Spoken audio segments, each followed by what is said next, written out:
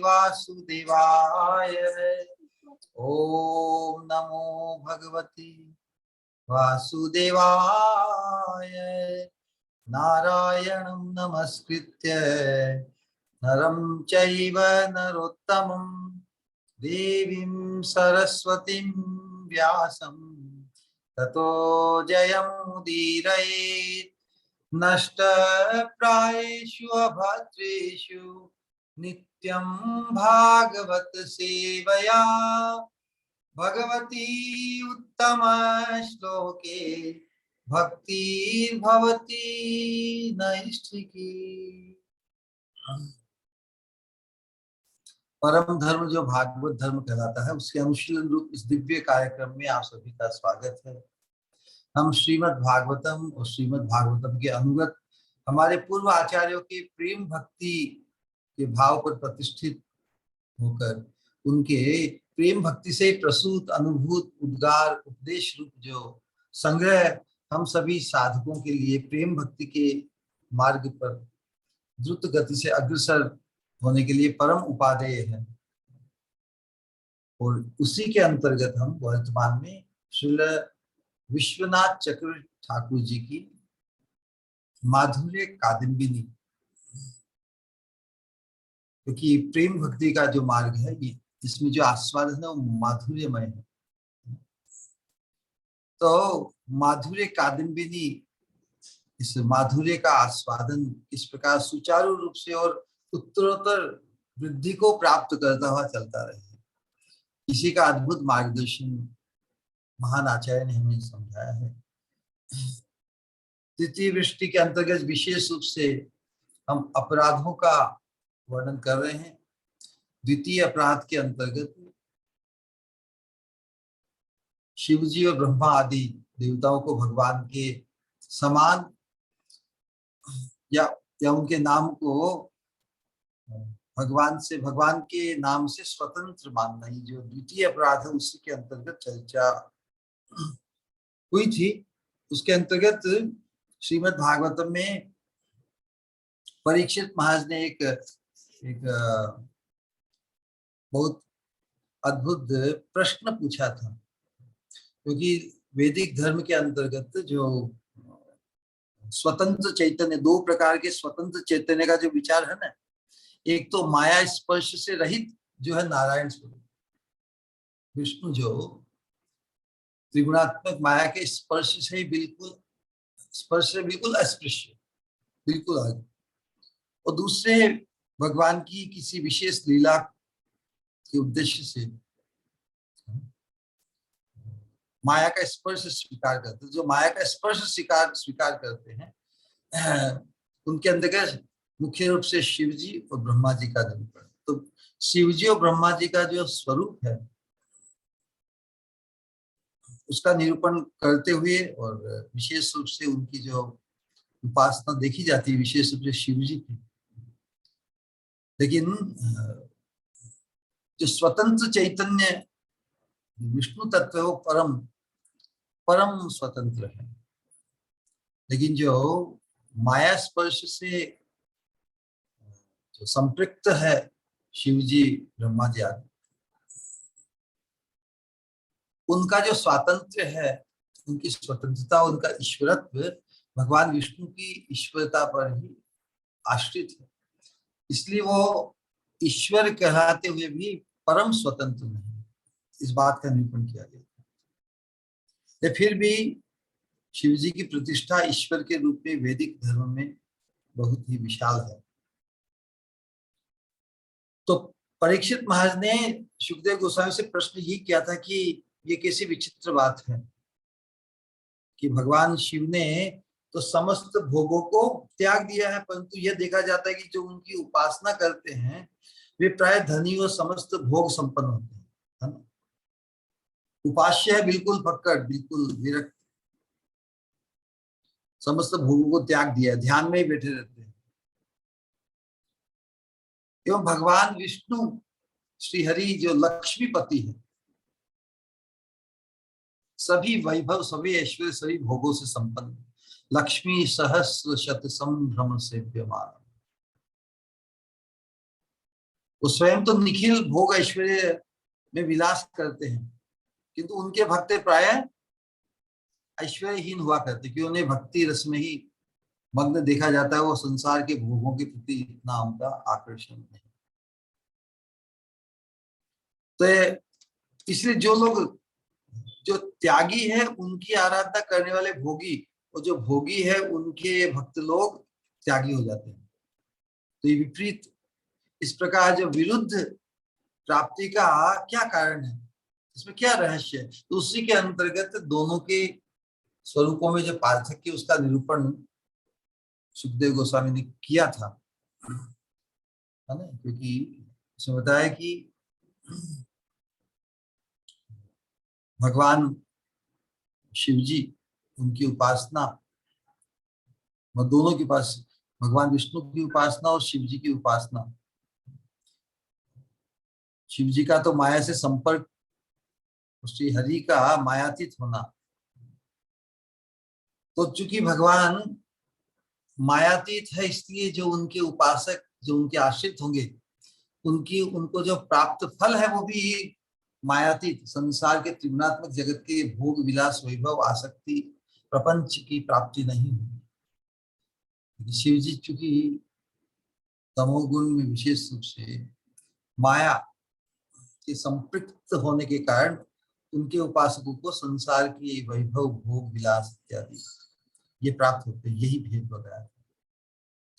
और चूंकि महादेव ने, शिव जी ने स्वेच्छा से माया गुण को अंगीकार किया है, स्वेच्छा से, वो माया के वशीभूत नहीं, माया के नियामक ही है। लेकिन जीव तो मायाधीन है, इसलिए भले ही शिव जी का त्रिगुणात्मक माया से संपर्क है, लेकिन वो माया से अभिभूत नहीं, माया के वशीभूत नहीं, माया के नियामक ही। तो उस दृष्टि से हम शिव जी को, हम जीवों के स्तर पर जीव तत्व नहीं है। शिव जी क्या जीव तत्व नहीं है। उनका परिचय, उनकी जो प्रतिष्ठा है वो भगवान जैसी, ईश्वर जैसी ही है। भले वो माया के विकार से युक्त होते हुए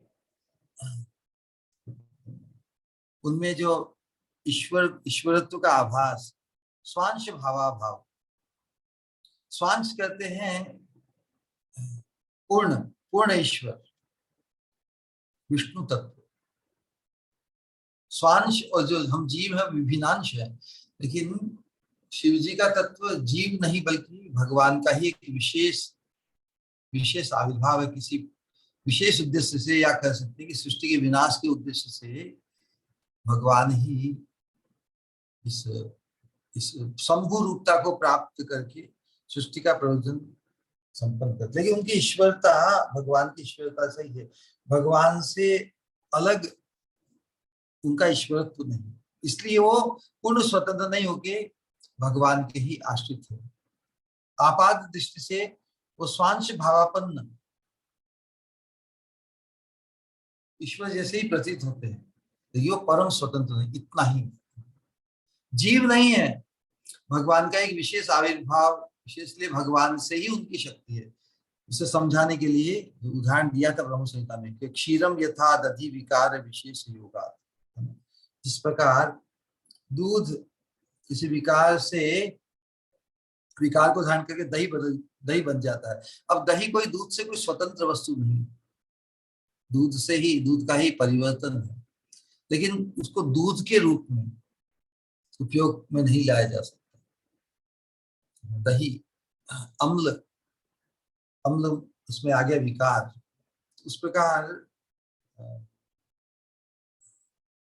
विकारग्रस्त भगवान तो निर्विकारी है, फिर भी भगवान किसी सृष्टि के विशेष उद्देश्य से शंभु रूपता को प्राप्त कर, तो जो शंभु है वो भगवान से स्वतंत्र या भिन्न नहीं, लेकिन उन्हीं के आश्रित है, इसलिए शिव जी भी परम स्वतंत्र नहीं, यही उनका तत्व है। तो फिर कभी विचार आता है हम साधकों के लिए कि जो एकांतिक भगवान हरि के अनन्य भक्त होते हैं, क्या उन्हें शिव जी की आराधना करने की आवश्यकता होती है? नहीं ना, क्योंकि भगवान की आराधना में सभी की आराधना आ जाती है। भगवान सबके मूल है, मूल को ही सिंचन कर दिया तो किसी अन्य देवी देवता, शिव जी, ब्रह्मा, देवी काली, गणेश, इन सबकी उपासना की आवश्यकता नहीं। लेकिन फिर भी कभी कभी प्रसंगवश कहीं पर ऐसा संजोग आ जाए कि जहां पर शिव जी प्रतिष्ठित है शिवलिंग में या जिस किसी भी रूप में, क्योंकि वो ईश्वर से अभिन्न है, कृष्ण से, नारायण से अभिन्न है, इसलिए वो अवज्ञा, उनकी अवज्ञा तो नहीं करेंगे, उनके प्रति आदर तो करेंगे ही, लेकिन जो इष्ट है वो तो हमारे भगवान श्री कृष्ण ही हैं, इसलिए अलग से शिव जी की आराधना करने की आवश्यकता नहीं पड़ती। लेकिन यदि संजोगवश ऐसा हो जाए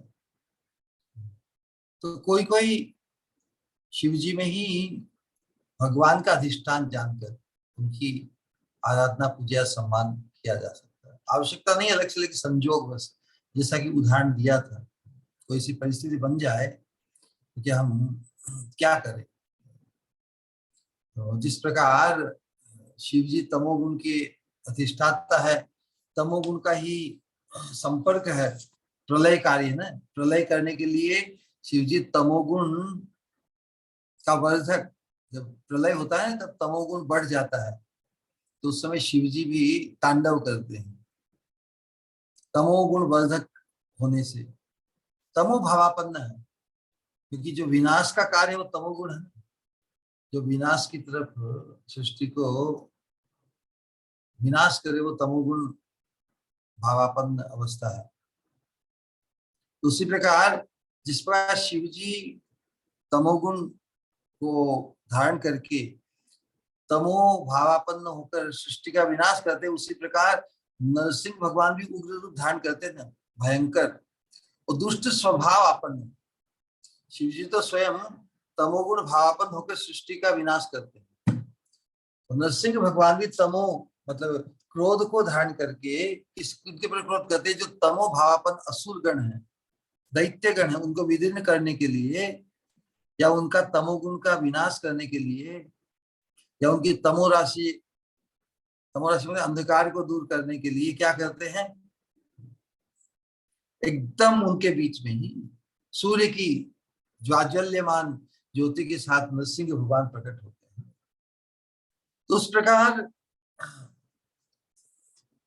इसी भाव को रखते हुए शिव जी में भगवान को अधिष्ठित मानकर, क्योंकि मूल तो कृष्ण ही है ना, इस प्रकार दही का भी मूल तो दूध ही है, तो दही में ही दूध का या शिव जी में ही विष्णु नारायण कृष्ण का अधिष्ठान जानकर उनके प्रति ओम कृष्णाय नमः, ओम नरसिंहाय नमः, मतलब अपने इष्ट को ही अधिष्ठित उनमें जानकर उपासना कर सकते हैं संजोगवश। भक्ति विनोद ठाकुर भी जैव धर्म में इस प्रकार बताते हैं, जब संजोगवश समय दूसरे किसी देवस्थान जैसे चर्च या मोस्क या और कहीं जाने का हो, तो उसमें यही अपने ही इष्ट इस रूप में इन लोगों के लिए, निम्न अधिकारी लोगों के लिए व्यक्त हुए हैं, तो उनकी अवज्ञा नहीं करते हुए अपने इष्ट का ही भाव दर्शन वहां पर हो सकता है। इस प्रकार का उदार भाव अनन्य कृष्ण परायण जो साधक उनको भी इस प्रकार कर सकते हैं।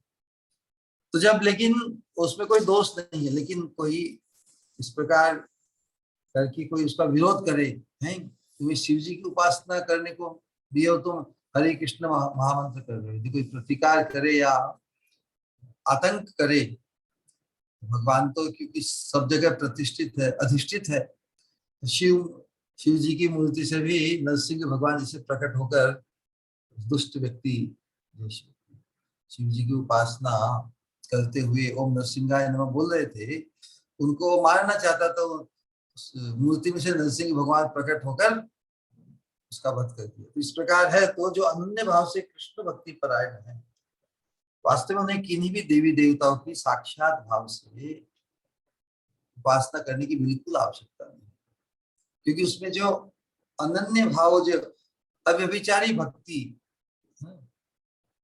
उसमें बाधा पहुंचती, फिर वो भक्ति व्यभिचारी हो जाती है। इस प्रकार पति तो एक ही होते हैं, सबके प्रति देवर हो, जेठ हो या अन्य भाव हो, भाई हो, पति तो एक ही होते हैं ना किसी भी स्त्री के। उसी प्रकार जब हमने भगवान को ही अपना सर्वस्व अव्यभिचारी भाव से उनके प्रति हम समर्पित हुए अनन्या भक्ति के अंतर्गत, तो हमें उस पद को कोई रिप्लेस नहीं कर सकता। देवी देवता सभी भगवान के अंश रूप में आदरणीय है, लेकिन पूज्य तो और प्रियता जिसमें हो तो एक में ही हो सकती है। आज हम विशेष रूप से ब्रह्मा जी और शिव जी, ये भगवान की विशेष शक्ति द्वारा आविष्ट जीव ही है। भगवान का विशेष संबंध इस सृष्टि के अंतर्गत ये बहिरंगा शक्ति है। इसके संपर्क से ब्रह्मा जी और शिव जी का विशेष कार्य है ना, प्राय समझा जाता है कि ब्रह्मा इस सृष्टि के कर्ता है, क्रिएटर है, भगवान इसके पालक हैं और शिव जी इसके विनाशक है। वास्तव में तत्वतः एक भगवान श्री नारायण ही सृष्टि के अलग अलग कार्य को संपादित करते हैं अलग अलग इनके माध्यम से, क्योंकि भगवान तो परम स्वतंत्र है, कृष्ण तो परम स्वतंत्र है। वो सब ये झंझट वाले कार्य, जघन्य कार्य है, बहुत उग्र कर्म है, सृष्टि का विनाश करना है, सृष्टि करना इत्यादि। तो भगवान तो अपने नित्य विलास में मग्न रहते हैं, लेकिन अपने इन विस्तारों के माध्यम से, इसीलिए इन्हें गुणावतार भी कहते हैं। ब्रह्मा शिव जी गुणावतारों के माध्यम से सभी कार्य कराते हैं। हम देखते हैं ये कार्य इतने जबरदस्त है, ये पुराणों में, आगम शास्त्रों में सर्वत्र शिव जी की ईश्वरता प्रसिद्ध है। तो हम जो अनन्य कृष्ण प्रेम परायण, प्रेम भक्ति मार्ग में जो अग्रसर हो रहे हैं, हम शिव जी को किस प्रकार समझें, शिव जी की उपयुक्तता हमारे जीवन में कहाँ तक है, इसको तत्व की दृष्टि से भागवत के सिद्धांत से यहाँ पे समझाया जा रहा है। श्रीमद् भागवतम में सभी सूत गोस्वामी विशेष रूप से भगवान कृष्ण की भक्ति, वासुदेवे भगवती भक्ति योग है प्रयोजित है, जनयति आशु वैराग्यम ज्ञानम च तद अहेतुकम। और जो शुद्ध भक्ति के अनुशीलन का निरूपण करते हुए श्रृणवताम स्वकथा कृष्ण पुण्य श्रवण कीर्तन, ये जो पूरा सिद्धांत विद्यते हृदय ग्रंथि छिद्यन्ते सर्व संशया क्षीयन्ते चास्य कर्माणि दृष्ट एवात्मनीश्वर, ये पूरा सिस्टम देने के बाद में सार में कहा है कि अतो वै कवयो नित्यम, जो बुद्धिमान है भगवान विष्णु की, नारायण की, वासुदेव कृष्ण की उपासना को परम धर्म रूप में स्थापित करने के बाद में प्रोसेस भी दिया है श्रीमताम स्वकथा कृष्ण। तो कंक्लूजन में ही कहा कि अतो वै कवयो नित्यम, जो कवि मतलब जो बुद्धिमान है, जिन्हें परमार्थ की शिक्षा, परमार्थ का सत्संग प्राप्त है, वो तो अवश्य ही कवयो नित्यम भक्तिम परमया मुदा वासुदेवे भगवती कुर्वन्ति आत्म प्रसाद। कितना बढ़िया साथ दिया है। बुद्धिमान लोग नित्य निरंतर जो परम धर्म प्रदायक है, परम धर्म को सिद्ध करने का जो साधन है, एकांतिक वासुदेव परायणता की बात, तो वो तो बड़े आनंद से भगवान वासुदेव कृष्ण के प्रति प्रेम भक्ति करते हैं। वासुदेव भगवती कुर्वन्ति आत्म प्रसादन, आत्म प्रसाद की प्राप्ति जिससे होती है उससे प्रेम भक्ति का अनुष्ठान करते हैं। नित्यम भक्तिम परमा परमया मुदा, भक्तिम परमया मुदा, बड़े आनंद के साथ। तो प्रेम भक्ति की बात कर रहे हैं, लेकिन प्रकृति ये त्रिगुणात्मक है। त्रिगुणात्मक प्रकृति का जो प्रकोप, प्रकृति का जो प्रभाव है जीवों के ऊपर, धर्म के अंतर्गत भी। धार्मिक जीवन मतलब त्रिगुणात्मक ही। धार्मिक जीवन नहीं कि पारमार्थिक। धार्मिक जीवन केवल हमें पशु वृत्ति, पशुओं की जो उच्छृंखल वृत्ति है उससे मुक्त करती है, एक सिस्टम, एक डिसिप्लिन देती है। लेकिन तीन गुणों का प्रभाव, तो संसार में कोई ऐसी वस्तु नहीं जो तीन गुण के प्रभाव से मुक्त है। धर्म के अंतर्गत भी न तदस्ति पृथिव्याम वा दिवि देवेषु वा पुनः सत्वम प्रकृति जैर मुक्त यदेभिः त्रिभिर्गुण। भगवद गीता के 18वें अध्याय में 40वां श्लोक है, बहुत ही उपयोगी है। हमारी स्थिति इस त्रिगुणात्मक जगत में हम तीन गुणों के प्रभाव से मुक्त नहीं है, कोई भी नहीं है। दिव्य देवेशु आप, स्वर्ग में भी नहीं, ऊपर के लोक में भी नहीं। तो फिर हम किस प्रकार इस दिव्य परा स्थिति, त्रिगुणातीत अवस्था को प्राप्त करें? तो भगवान की कृपा से इस त्रिगुणात्मक जगत के अंतर्गत भी पृथ्वी में भगवान का आविर्भाव होता है। और भगवान आविर्भूत होकर फिर उनके जो आश्रित भक्त और जो परंपरा है, गुरु परंपरा, वो में भगवत प्राप्ति के लिए शुद्ध भक्ति का मार्ग उसको प्रकाशित करते हैं।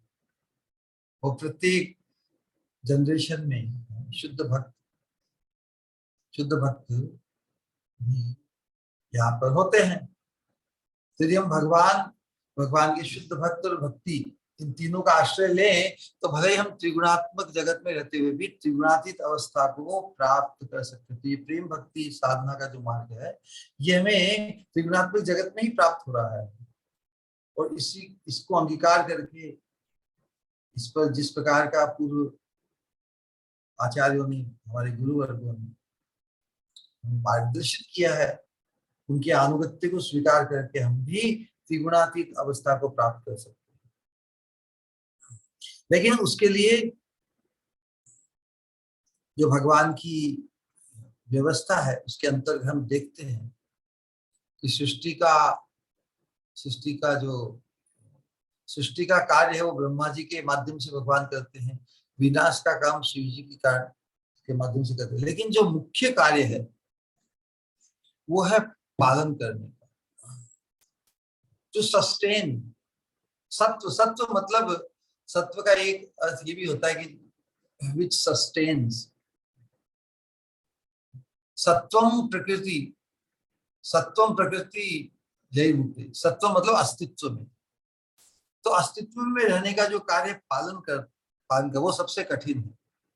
कोई व्यक्ति बड़ी इमारत या किसी बड़े उसको निर्माण कर लेता है, एक बार हो जाता है, उसके बाद में फिर उसको मेंटेन करना, उस पे जो उसका व्यवहार करते हैं उनके साथ, विनाश भी बहुत जल्दी हो सकता है। लेकिन बीच का जो समय वो सबसे लंबा, तो सबसे कठिन कार्य भगवान विष्णु ने दिया। क्योंकि इस सृष्टि में रहकर, सृष्टि में हम सुचारू ढंग से शुद्ध भक्ति मार्ग का हम अनुशीलन करें तो हम भी दिव्य त्रिगुणातीत अवस्था को प्राप्त कर सकते हैं। उसकी व्यवस्था को सुरक्षित, उसकी व्यवस्था बनाए रखने के लिए भगवान स्वयं सत्व गुण के अधिष्ठाता बनकर सृष्टि को चलाए रखते हैं। तो सृष्टि का प्रयोजन है ना, हम बद्ध जीवों को शुद्ध भक्ति मार्ग पहुंचाने के लिए इस सृष्टि का बड़ा प्रयोजन। तो सृष्टि को सस्टेन करने का कार्य भगवान स्वयं विष्णु। तो जो गर्भोदक्षाई विष्णु हैं, उनके ही तीन अंश हैं गुणावतार के रूप में, ब्रह्मा, विष्णु और महेश। क्योंकि प्रकृति के 3 गुण है ना, सत्वम रजस तम इति प्रकृति गुणांस्ते। क्या कहा है? सत्वम रजस तम इति प्रकृति गुणांस्ते युक्त है पर पुरुष एक इहास्य धत्ते। लेकिन एक ही अद्वितीय परमात्मा भगवान विष्णु नारायण गर्भोदक्षाई विष्णु, एक ही अद्वितीय परमात्मा ही श्री विष्णु रूप से ब्रह्मा और रुद्र ये 3 नाम ग्रहण करते हैं सृष्टि के 3 अलग अलग कार्यों को संपादित करने के लिए। लेकिन फिर भी जहां तक कल्याण की बात है, इस भव संसार त्रिगुणात्मक प्रकोप से, त्रिगुणमयी माया की दुस्तर प्रभाव से मुक्त होने के लिए कल्याणकारी तो भगवान विष्णु ही है, ऐसा निरूपण भागवत ने किया है। एक ही अद्वितीय परमात्मा संसार की स्थिति, उत्पत्ति और प्रलय के लिए एक अद्वितीय, एक ही व्यक्ति 3 रूप 3 नाम ग्रहण करते हैं। तो वास्तव में मूल तो भगवान विष्णु ही है, नारायण ही है, लेकिन वो भी अलग अलग कार्य करते हुए 3 नाम धारण करते हैं, 3 पर्सनालिटी, 3 प्रकार के डिस्पोजिशन। लेकिन कल्याण तो मुख्य रूप से विष्णु को पहचानने से, नारायण की उपासना करने से ही कल्याण होगी। नारायण ही है जो विष्णु रूप से इस सृष्टि का पालन करते हैं। तो जिनकी व्यवस्था है हमारे परम कल्याण को सिद्ध करने के लिए, उनको तो एक्नॉलेज करना पड़ेगा कि ब्रह्मा जी तो सृष्टि कर देते हैं फिर रिटायर्ड लंबे समय के लिए, तो शिव जी भी बस सृष्टि के विनाश का कार्य करते हैं, लेकिन मुख्य कार्य है। तो इन तीनों में जो मुख्य व्यक्ति है, मुख्य कौन है? भगवान श्री विष्णु। इसलिए मनुष्यों का परम कल्याण तो सत्वगुण स्वीकार करने वाले भगवान नारायण श्री हरि से ही होता है, ये बात बताइए। तो उत्पत्ति पालन लय के लिए जो ब्रह्मा विष्णु महेश, इन 3 रूपों में जो भगवान आत्म प्रकाश करते हैं, इन्हें ही जो गुणावतार कहा जाता है। क्योंकि ब्रह्मा और महादेव रजोगुण और तमोगुण के संपर्क में आते हैं। सृष्टि का कार्य भाई, कोई क्रिया करना मतलब सृष्टि तैयार करना, ये बहुत रजोगुण चाहिए ना, तो रजोगुण का आवेश प्रबल है ब्रह्मा जी में। विनाश के लिए जो तमोगुण, उस उपाधि से युक्त है दोनों। लेकिन भगवान जो विष्णु है वो उपाधि रहित है, भले ही सत्वगुण को वो अंगीकार करते, सत्वगुण का स्पर्श नहीं है भगवान विष्णु में, इसलिए विष्णु में परब्रह्मत्व है। बाकी ब्रह्मा और शिव में परब्रह्मत्व नहीं है, परब्रह्मत्व केवल विष्णु नारायण विष्णु का ही है। तो जो ब्रह्मा जी और शिव जी हैं, ये लोगों को धर्म अर्थ काम इनको प्रदान कर सकते हैं, लेकिन जो मोक्ष या जो परम कल्याण है वो तो विष्णु के द्वारा ही होता है। तो दोनों में ईश्वर का आवेश है। साक्षात ईश्वर कौन है? भगवान नारायण। क्योंकि भगवान नारायण ही सृष्टि और प्रलय के काम के उद्देश्य से एक अपनी ही शक्ति को, अपनी शक्ति स्थापित करके शिव तत्व और शिवजी और ब्रह्मा ये वास्तव में भगवान की शक्ति द्वारा आविष्ट ही व्यक्ति है या जीव है, कह सकते। ब्रह्मा जी तो है ही है, एक विशेष जीव, विशेष। और कभी कभी योग्य,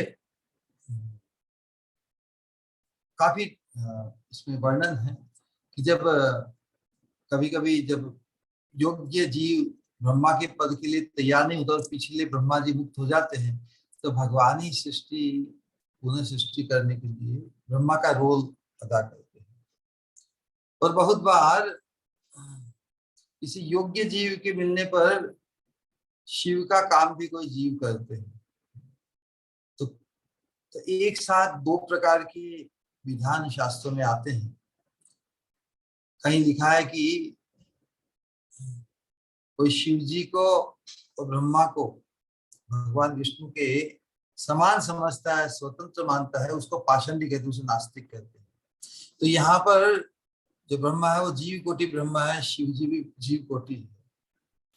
और कहीं कहीं शास्त्र बताया कि जो इन दोनों में भेद करता है वो भी अधोगामी होता है। तो जहाँ वहां पर जो ईश्वर कोटि ब्रह्मा अर्थात भगवान ही जब योग्य जीव की अनुपस्थिति में स्वयं ब्रह्मा का रोल अदा करते हैं या स्वयं शिव जी का रोल अदा करते हैं, तो उस समय उनमें भेद करना। तो इस प्रकार जो शास्त्रों में थोड़े अलग अलग शास्त्रों में कॉन्ट्रडिक्शन सब प्रतीत होता है, तो उसमें इस तत्व का निरूपण करने से हम समझ जाएंगे।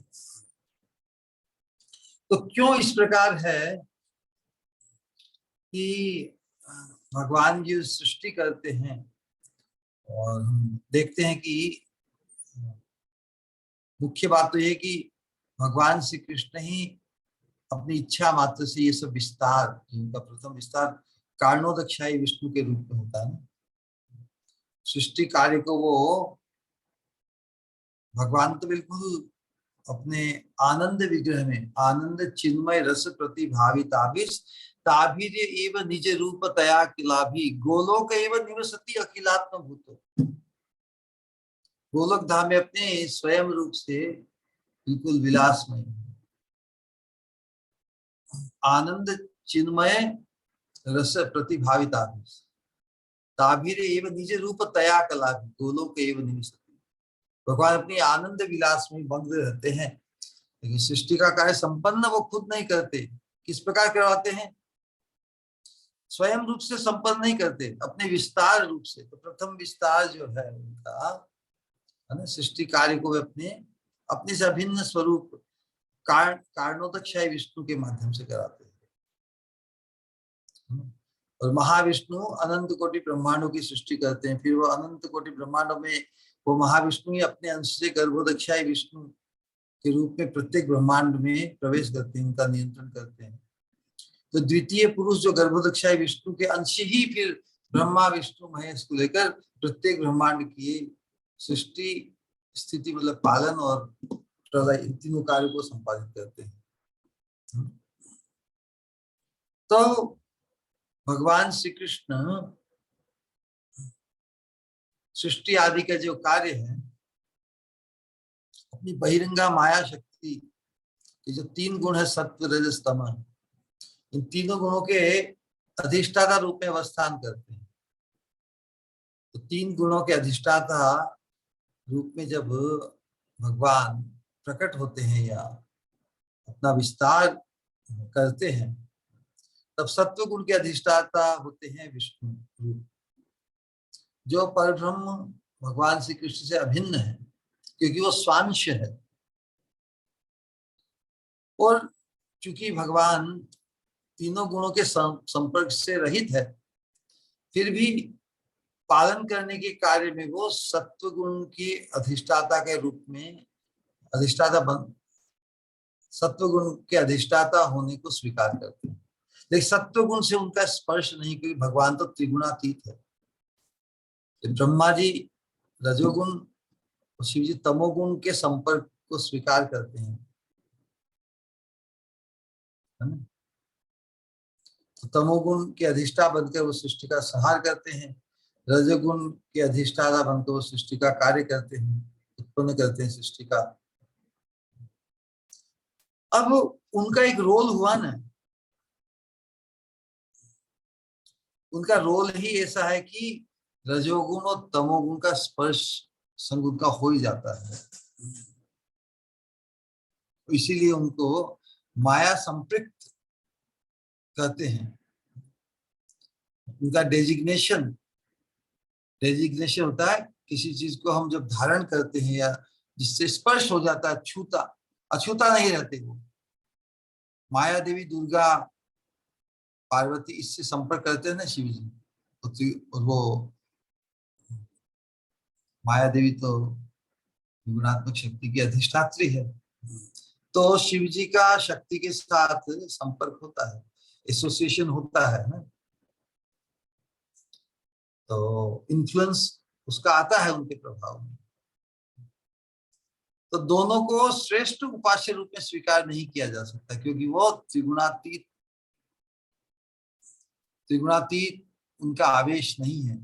माया का स्पर्श होने से उनका आवेश उनमें भी आता है, भले ही वो स्वयं शिव जी अपने स्वरूप में त्रिगुणातीत है, स्वरूप से, क्योंकि वो वैष्णवानाम यथा शंभु, स्वरूप में स्वयं त्रिगुणातीत होते हुए भी सृष्टि, इस सृष्टि के विलय प्रलय के कार्य के लिए तमोगुण का स्पर्श, माया का संस्पर्श प्राप्त करते, इसलिए उनकी उपासना साक्षात या श्रेष्ठ उपासना नहीं के रूप में स्वीकार नहीं की गई। इतना ही समझे काफी है। तो ब्रह्मा जी को, शिव जी को, दोनों को श्रेष्ठ उपास्य में स्वीकार नहीं किया गया है। और इनकी उपासना से, क्योंकि शिव जी का जो कार्य है और जो उनका आचार, जो उनकी स्थिति, स्थान इत्यादि को विचार करते हुए उनकी उपासना से पर ब्रह्मत्व की भगवत प्राप्ति नहीं हो सकती। विष्णु भगवान की उपासना करने से ही परम कल्याण की प्राप्ति होती है, क्योंकि वो किसी भी प्रकार की उपाधि से रहित है। सर्वोपाधि विनिर्मुक्तम तत्परत्वेन निर्मलम ऋषिकेन ऋषिकेश सेवनम भक्ति उच्यते। ऋषिकेन ऋषिकेश, जो सभी हमारी इंद्रियों के स्वामी है, ऋषिकेश भगवान श्री कृष्ण, अपनी इंद्रियों से उनकी सेवा, अपनी इंद्रियों को उनकी सेवा में नियोजित करने से ही भक्ति संपादित होती है। यही बात बताया कि भगवान विष्णु की स्थिति विशेष है, क्योंकि वही तीनों गुणावतारों में मायातीत श्रेष्ठ उपास्य है। उनकी उपासना करने से न केवल धर्म अर्थ काम बल्कि मोक्ष या परमार्थ वो भी सिद्ध होता है।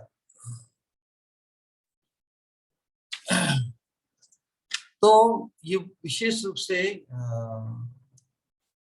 और ब्रह्मा और शिव जी को जो शक्ति प्राप्त होती है वही उनकी स्वयं खुद की नहीं, जैसा कि बताया कि भगवान नारायण की ही शक्ति से वो विभूषित होकर सृष्टि की उत्पत्ति और विनाश दोनों कार्य संपादित करते हैं। किस प्रकार, लेकिन ऐसा प्रतीत होता है जैसे उनकी ही शक्ति, जिस प्रकार एक मणि होती है ना, मणि में क्या होता है कि सूर्य की जो शक्ति है वो केंद्रित रहती है। सूर्य की शक्ति केंद्रित होते हुए भी वो स्वयं सूर्य का कार्य नहीं कर सकती। उन्हें सूर्य की ज्योति से पुनः संपर्क आने से ही उस मणि से पास होकर द्वितीय ज्योति है वो जलाने का काम कर सकती है। भगवान का ही तेज, भगवान विष्णु का ही तेज उस मणि में होता है। भास्वान यथाश्म सकलेषु निजेषु तेज श्रियम कियत प्रकटयत्यपि तत् तत्र ब्रह्मा ये एष जगदंड विधान करता गोविंदमादि पुरुषोत्तम।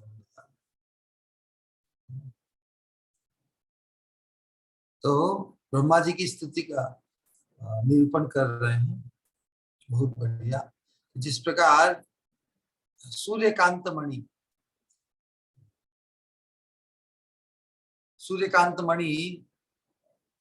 मणि देखिए ना हमने, उसमें जो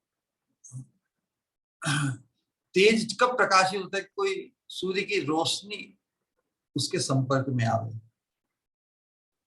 तो सूर्य के तेज का अंश मात्र तो ग्रहण करके भी उसमें जो संचित शक्ति है मणि में, जो मणि कैसे बनती है, यही सूर्य का जो ताप है उसी का एक प्रकार से संग्रह है। ले अपने आप कुछ भी वो किसी चीज को जला नहीं सकती, लेकिन जब सूर्य के तेज के संपर्क में आती है तो जो मणि का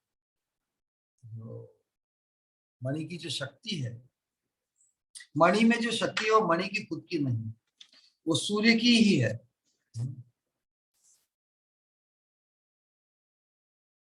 तो सूर्य ही थोड़े परिमाण में अपने तेज को उस सूर्यकांत मणि में प्रकट कर उसे प्रदीप्त करते हैं। उसी प्रकार भगवान भी ब्रह्मांड का जो सृजन कार्य, सृजन करता जो ब्रह्मा को अपने किंचित थोड़े प्रमाण में शक्ति प्रदान कर उनके द्वारा जगत की सृष्टि करते हैं। तो वास्तव में कार्य भगवान का ही है, निमित्त बनाया है ब्रह्मा जी को। जो दाहिका शक्ति है मणि में वो मणि की नहीं है, क्योंकि मणि अपने आप में किसी को भस्म नहीं कर सकती। जब तक सूर्य के संपर्क में आकर नहीं आती तब तक मणि का जो प्रकाश है कुछ कहीं नहीं कर सकता। सूर्य की किरणें ही थोड़े प्रमाण में उस मणि में प्रविष्ट होकर फिर उसका जो रिफ्लेक्शन पड़ता है वो भस्म कर देता है। हमने देखा है एक प्रिज्म भी होता है ना, प्रिज्म, प्रिज्म अपने आप में शक्ति नहीं, किसी कागज, लेकिन प्रिज्म से होकर जब सूर्य की किरणें प्रवेश करती है तो उद्दीपक जैसे बन जाता है। हमने देखा है कागज को जलते हुए, रुई को जलते हुए, एक एंगल पर प्रिज्म रखकर सूर्य की किरण उससे जब गुजरती है तो एकदम कॉन्सेंट्रेटेड अग्नि जैसे वहां पर प्रकट हो जाती है और कागज को जला जाती है। तो उसी प्रकार ब्रह्मा जी जीव तत्व होते हुए भी भगवान की उस शक्ति को प्राप्त करके इतना जबरदस्त सृष्टि का कार्य कर देते हैं।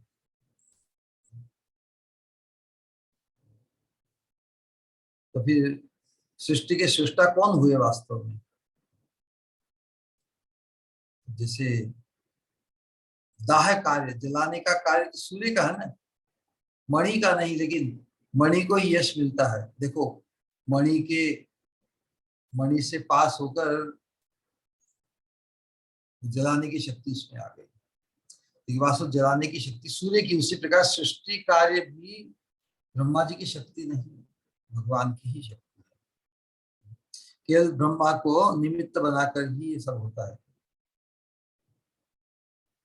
भगवान ये है कि भगवान किसी जीव को, ब्रह्मा जी भी जीव है ना, तो भगवान किसी जीव को भी इतना शक्ति संपन्न कर सकते हैं कि उनके द्वारा सृष्टि जैसा जबरदस्त कार्य हो जाए। है वास्तव में भगवान का ही कार्य, भगवान के अलावा कौन कर सकते हैं? ब्रह्मा जी और शिव जी को जिस कार्य के संपादन की प्रतिष्ठा प्राप्त हुई है वास्तव में भगवान की शक्ति से ही, उनकी स्वतंत्र शक्ति नहीं, क्योंकि भगवान से स्वतंत्र कोई कुछ नहीं। तो इस प्रकार हम देखते हैं कि भगवान श्री कृष्ण ही सभी अवतारों के मूल आश्रय हैं, बाकी सब उनके आश्रित है। तो परम आश्रय का निरूपण जिस प्रकार भागवत में क्या है ना कि समम बोधम, भागवत में 10 भागवत पुराण है उसके 10 लक्षणों का निरूपण किया है। उनमें जो अंतिम जो सारात्म सार है वो आश्रय तत्व है।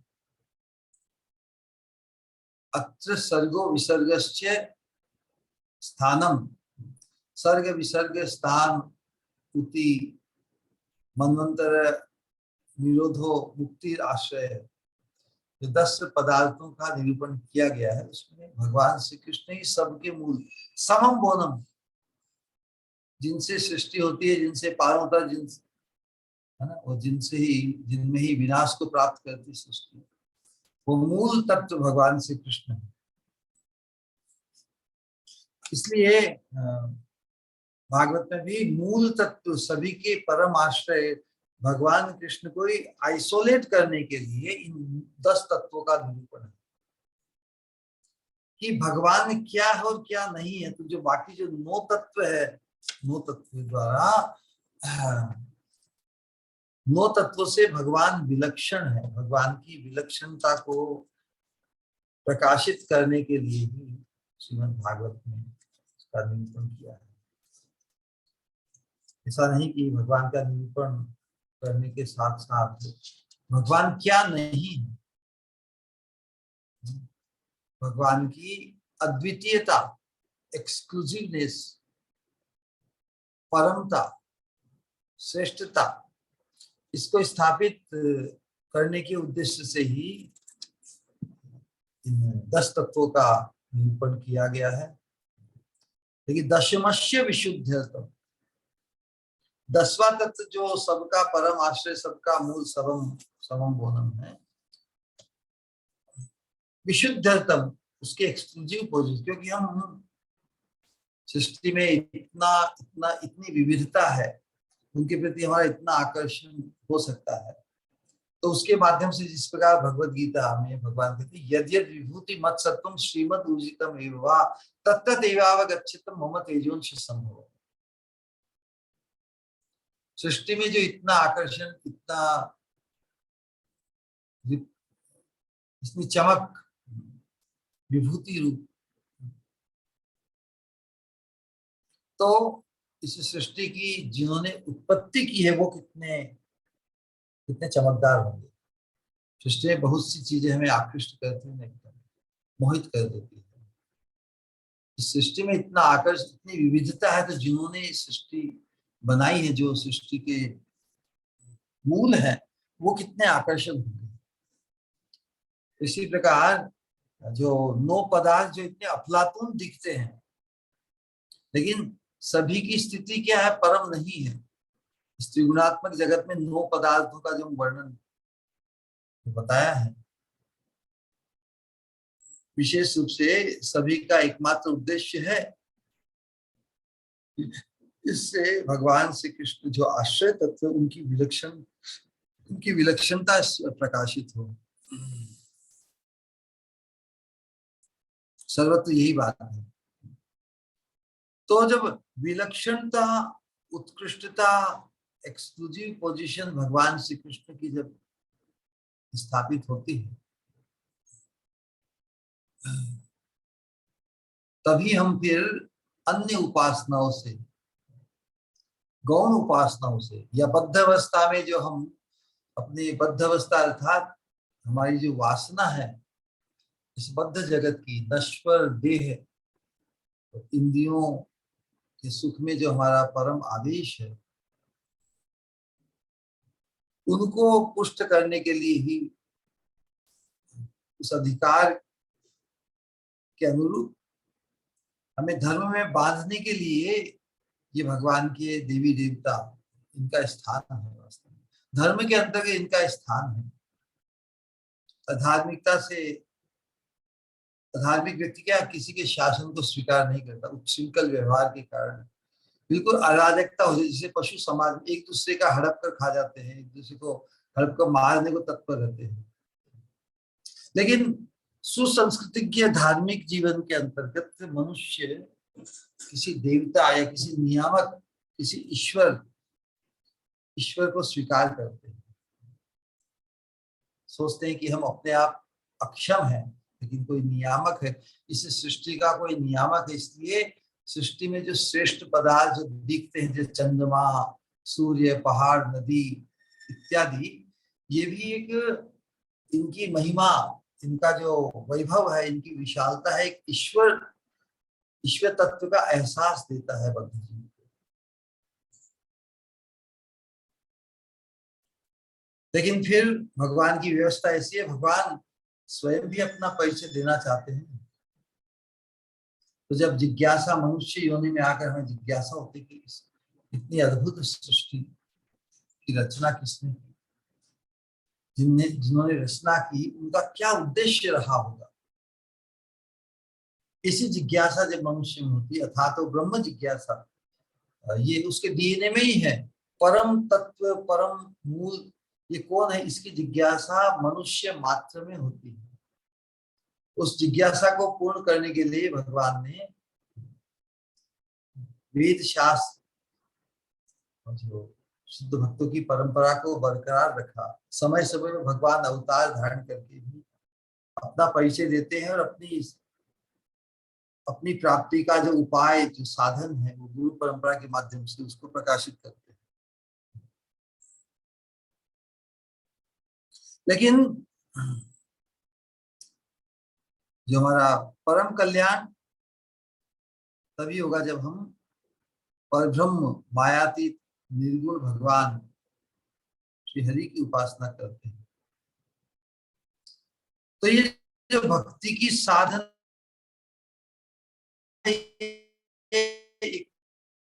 मात्र ये भक्ति की साधना ही, जितनी भी उपासनाएं है, उस सगुण त्रिगुणात्मक जगत के प्रलोभन, त्रिगुणा जगत की वस्तु प्राप्त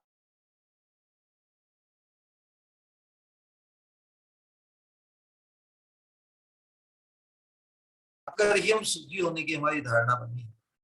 इस सत्संग में आकर हमें प्राप्त होता है कि इस जगत में हम यदि सुखी होने की हमारी जो धारणा है, यही हमारा परम दोष है। हम तो शाश्वत शाश्वत सुख को प्राप्त करने के अधिकारी हैं।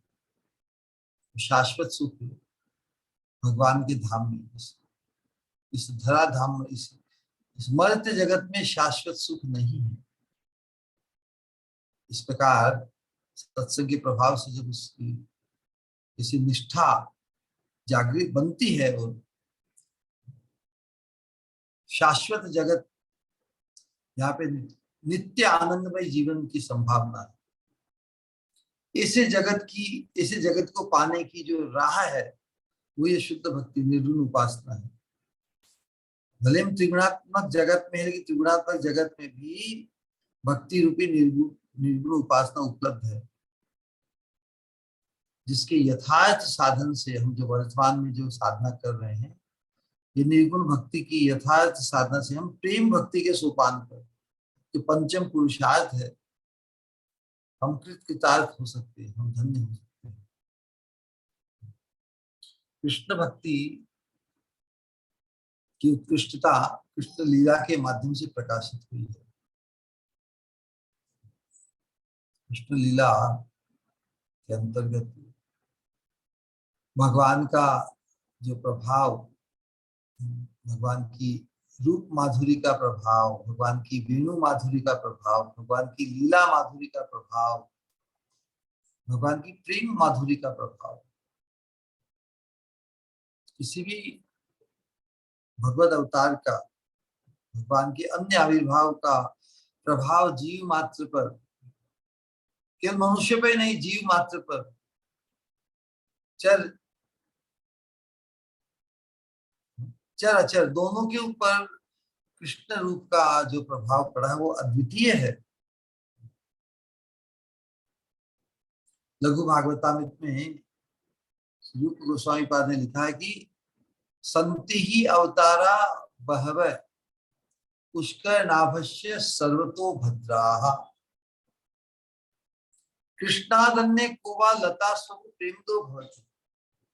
बहुत बढ़िया बात थी।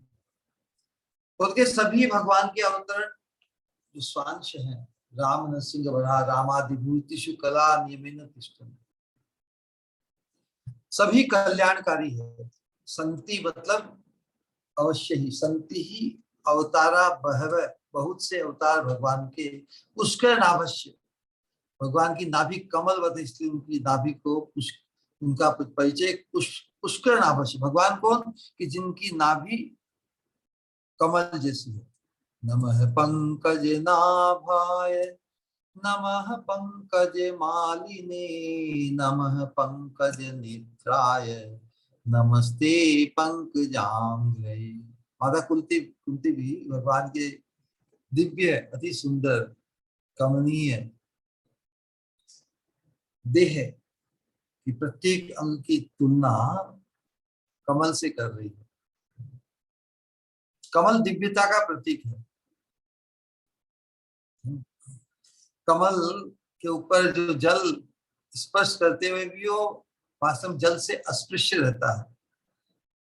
उसकी ऐसी सतह होते हैं ना, जल की बूंदे भी उसको जैसे गीला नहीं कर सकती, वो अपने आप सूख जाएगी। कमल के ऊपर उसका कोई प्रभाव नहीं। तो जो 3 गुणों से परे है, कमल के त्रिगुणातीत वस्तु, दिव्य वस्तु की तुलना कमल से की जाती है। शास्त्रों में सर्वत्र भगवान के चरण कमल, कर कमल इत्यादि, कमल से उसकी तुलना की जाती है। तो इसलिए भगवान चूंकि दिव्य है, उनके सभी अवतार दिव्य हैं, इसलिए सभी प्रकार से मंगलकारी। किंतु भगवान श्री कृष्ण के अतिरिक्त चैतन्य जीवों की तो बात अलग, मनुष्य मात्र को भगवान तो जड़ जड़ पदार्थ, जहां पर उनका स्पर्श होता था चरणों का, वो भी पिघल जाता था। तो जड़ लता गुलमादि वृक्ष और पौधे भी भगवान के दर्शन करके, उनकी बांसुरी की ध्वनि सुनकर उनमें एकदम रोमांच कंप इत्यादि, रोमांच कंपाशु तरंग भारी। तो उन भगवान श्री कृष्ण की भक्ति करके कोई भी साधक पंचम पुरुषार्थ कृष्ण प्रेम को प्राप्त कर सकता है। तो वास्तव में भगवान श्री कृष्ण ने ही प्रेम का वितरण किया। दूसरे अवतारों में, दूसरे आविर्भाव में भगवान ने प्रेम का वितरण नहीं किया, क्योंकि प्रेम अवतारी कौन है? भगवान श्री कृष्ण। प्रेम प्रदाता कौन है? केवल भगवान श्री कृष्ण। इसी बात का अल्टीमेट निरूपण आगे वाले सत्संग में भी आएगा। यहाँ पे विशेष रूप से जो बात बताई कि हम जो वैदिक धर्म के अंतर्गत, हम धर्म के धरातल पर हम जो बहुत ही निष्ठा के साथ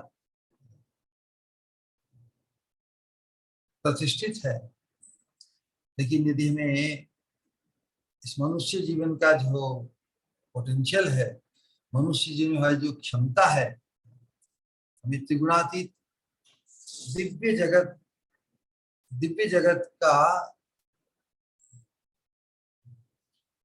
पार्षद, दिव्य जगत का वतनी बनना है, यदि उस उद्देश्य को सिद्ध करने के लिए हमें त्रिगुणातीत साधना है शुद्ध भक्ति की,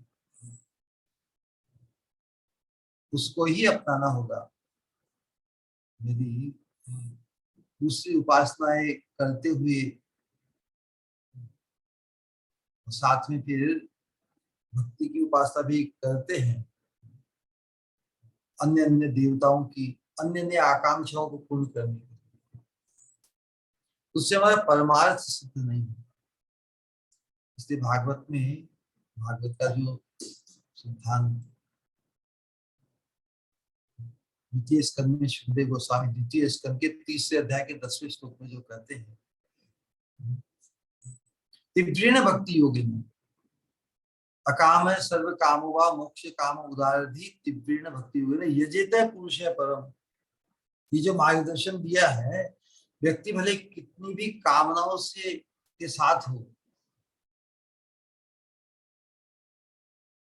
लेकिन उसे अपने परम कल्याण को सिद्ध करने के लिए तीव्र भक्ति भाव से, मतलब अव्यभिचारी, एकांतिक, एक धारा, डिवाइडेड नहीं,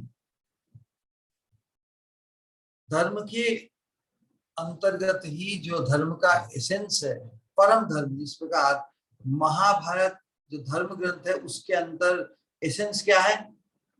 भगवत गीता। लेकिन महाभारत विशाल है, धर्म की इतनी शिक्षा सागर जैसी, उसमें व्यक्ति डूब सकता है। और बहुत संभव है कि जो परम धर्म रूपी एसेंस है महाभारत का, उसके प्रति दृष्टि गौण हो जाए, क्योंकि जो विशाल है, व्यापक है,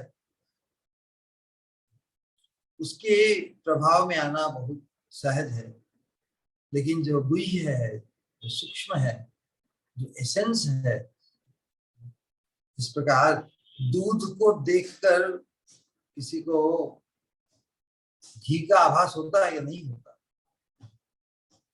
दूध के कण कण में घी अनुष्युत है, प्रविष्ट है, लेकिन वो दिखता नहीं। उसी प्रकार धर्म के अंतर्गत, धर्म की जो पूरी व्यवस्था है उसमें परम धर्म का भी एसेंस छुपा हुआ है। लेकिन सत्संग के बिना, जानकार व्यक्ति के बिना धर्म का जो एसेंस है, जो परम धर्म है, जो भगवान की एकांतिक भक्ति है कृष्ण की, उससे उनके प्रेम को प्राप्त करके उनकी चरणारविंद की प्रेम में सेवा की प्राप्ति का जो विचार है, ये बिल्कुल अस्पष्ट हो जाता है, धर्म के अंतर्गत खो जाता है, या धर्म के का पान करते हुए उसको भी यदि हम स्वीकार भी करते, इस पर लोग कहते हैं हम कृष्ण की भी भक्ति करते हैं। कृष्ण की ही भक्ति करना है, कृष्ण की भी नहीं। कृष्ण की भी करते तो वो व्यभिचारी भक्ति होती। कृष्ण की ही भक्ति करने से हम हमारा परमार्थ सिद्ध होगा। इसलिए भले हमारी ग्रंथि, हमारे संस्कार, हमारी धार्मिक, घरेलू, पारिवारिक, सामाजिक जो परंपराएं हैं, जो हमें अनेक प्रकार की देवी देवताओं के प्रति ईश्वर बुद्धि रखने का अभ्यास हमें मिला है, इस प्रकार हम एक ईश्वर है, एकल ईश्वर है कृष्ण, आर सब ईश्वर है, परम है कृष्ण, सच्चिदानंद विग्रह है, अनादि आदि गोविंद है, सर्व कारण का। बहु ईश्वरों की, बहुत से देवी देवताओं के प्रति जो हमारा ईश्वर भाव है, सब में परम का भाव है, सभी परम। तो परम तो एक साथ, एक से अधिक नहीं, परम तो एक ही हो सकता है। इसलिए ब्रह्मा जी स्वयं जो परम देवता है, शिव जी परम देवता है, वो अपने आचरण शिक्षा से बताते हैं कि परमेश्वर तो भगवान श्री कृष्ण ही है, ईश्वर है, परम है कृष्ण है, सच्चिदानंद। तो जो परम देवता ब्रह्मा जी, परम देवता शिव जी हमें कृष्ण भक्ति की शिक्षा दे रहे हैं, एकांतिक। तो अपने आचरण से यही सिखा रहे हैं, शिक्षा भी वही देते हैं जिसका वो पालन करते हैं। तो हमें भी उनसे यही शिक्षा मिलती है कि हम भी उपासना एकांतिक अनन्य भाव से भगवान श्री कृष्ण की ही करें। और जो एकांतिक भाव से भगवान श्री कृष्ण की उपासना करेगा, वो अवश्य ही कृष्ण प्रेम का अधिकारी बनेगा। कृष्ण प्रेम ही हम सभी के जीवन का प्रयोजन है। धर्म में जो दूध में घी की तरह जो छुपा हुआ है, उस दूध के ऊपर ऑपरेशन करके उसमें से जो घी है, मक्खन, उसको आइसोलेट करना है। जिस प्रकार भागवत में भी भगवान कृष्ण के परम तत्व, भगवान कृष्ण जो सबके आश्रय रूप है, उसको प्रकाशित करने के लिए ही बाकी तत्वों का निरूपण किया गया है, जिससे हम सभी के साथ भगवान कृष्ण को मिक्स नहीं करते, किसी को भी भगवान कृष्ण के स्तर पर लाकर उनकी अवज्ञा न हो जाए। इसलिए शास्त्र हमें मार्गदर्शित करते हैं, विशेष रूप से भागवत ग्रंथ। उसी प्रकार भले ही हम अनेक प्रकार के धर्म की उपासना और अनुष्ठानों में भले लगे हो, हमें सत्संग के प्रभाव से इस चीज को अंगीकार, इस चीज को हृदयंगम करना है। यस, एकांतिक कृष्ण भक्ति से हमारा कल्याण संभव है। जब ये चीज महत पुरुष के सानिध्य में आने से उनकी श्रद्धा, उनकी श्रेष्ठता को ये हम स्वीकार करेंगे, स्वतो बड़े उनके भी श्रेष्ठ अधिकारी धर्म के अंतर्गत, परम धर्म के अंतर्गत हम मानेंगे, उनके मार्गदर्शन से हम भी इस एकांतिक भक्ति योग को सिद्धि प्राप्त करेंगे। उनकी बात को, जिनकी श्रेष्ठता का आभास हमें होता है, एहसास होता है, उनसे हम जो कुछ भी सुनेंगे एज इट इज, पूर्णतः उसको स्वीकार कर सकेंगे। तो it's just matter of meeting such a person. ऐसे व्यक्ति का जब तक हमें मिलन नहीं होता, ऐसे व्यक्ति हमारे जीवन में जब तक नहीं आते, तब तक ही हम धर्म के प्रपंच में बहु बहु उपासनाओं में हम फंसे रहते हैं। प्रभुदानंद सरस्वती पाद ने बहुत अच्छी बात की कि तावत् ब्रह्म कथा विमुक्ति पदवीं तावन्न तीक्ति भवे तावच्चापि विसंकलत्वमयतो नो लोकवेद स्थिति तावत् शास्त्रविदां मिथ कलकलो नाना बहिर्वत्मसु श्री चैतन्य पदाम्बुज प्रियजन यावन्न गोचर। बता रहे हैं कि तावत् ब्रह्म कथा, ये भी मल्टीपल धर्म के अंतर्गत ही ज्ञान की साधना, योग की साधना, कर्म की साधना, अनेक प्रकार के अनुष्ठान। क्यों अलग अलग रीतियों को जीव स्वीकार करता है? क्योंकि उसे परम का बोध नहीं हुआ। परम साधन क्या है, परम तत्व का बोध नहीं हुआ। प्रभुदान सरस्वती ठाकुर कहते हैं श्री चैतन्य पदाम्बुजे प्रिय जन यावन्न दृग्गोचर। चैतन्य महाप्रभु के चरणार बिंद का लोलू श्री चैतन्य पदाम्बुजे प्रिय जन। चैतन्य महाप्रभु का चरणों का प्रिय मतलब उनका शुद्ध भक्त जब तक हमारे जीवन में दृष्टिगोचर नहीं होता, तब तक ये अनेक जो साधनाएं हैं, जो अनेक प्रकार मल्टीपल धर्म द्वारा संसार की ही किसी अवस्था, संसार के ही किसी लाभ को लक्ष्य करते हुए की जाती है, उनमें फंसा रहेगा। तावत ब्रह्म कथा विमुक्ति पदवी तावत न तिक्ति भवित। ब्रह्म कथा विमुक्ति पदवी का विचार तब तक ही कड़वा नहीं लगता। तावत चापि विसंकलत्व मैं तो नो लोक वेद स्थिति। लौकिक वैदिक धर्मों की जो श्रृंखला है, विशृंखला, नो लोक वेद स्थिति, लौकिक वैदिक जो अनेक प्रकार के प्रलोभन है, अनुष्ठान है, उपासना है, तब तक ही भाती है। तो तावत शास्त्र विदाम मिथ कल कलो नाना बहिर्मसोर। शास्त्रों के ऊपर अनेक प्रकार विवाद, मत मतांतर, विचित्र प्रकार के शास्त्र विदाम, शास्त्रों को जानने वाले जो विद्वान शास्त्र, मिथ कल कलो बेकार का मिथ्या जो वाद विवाद करते हैं परम तत्व को लेकर। परम तत्व कौन, क्या परम साधना है इत्यादि। श्री चैतन्य पदाम्बुज प्रिय, तब तक ही ऐसा रहता है जब तक है चैतन्य महाप्रभु के चरणाश्रित भक्त का आगमन हमारे जीवन में नहीं होता। जैसे शुद्ध भक्ति चैतन्य महाप्रभु जिस प्रेम भक्ति के परम सोपान पर हमें ले जाना चाहते हैं, उनके चरणाश्रित, उनकी परंपरा में चरणाश्रित जो साधक है, जो भक्त हैं, उनका जब हमारे जीवन में प्रवेश होता है तो हम भी धर्म के अंतर्गत मल्टीपल जो धारणाएं, उन सबसे मुक्त होकर एकांतिक भाव से भगवान श्री चैतन्य महाप्रभु के चरणों के हम भी बनकर इस शुद्ध भक्ति, प्रेम भक्ति प्राप्ति में अपने जीवन को सफल कर सकते हैं।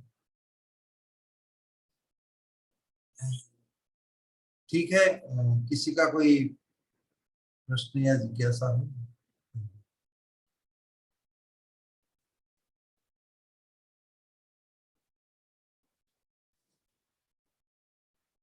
श्री चैतन्य पदाम्बुज प्रियजन उन्नति गोचर।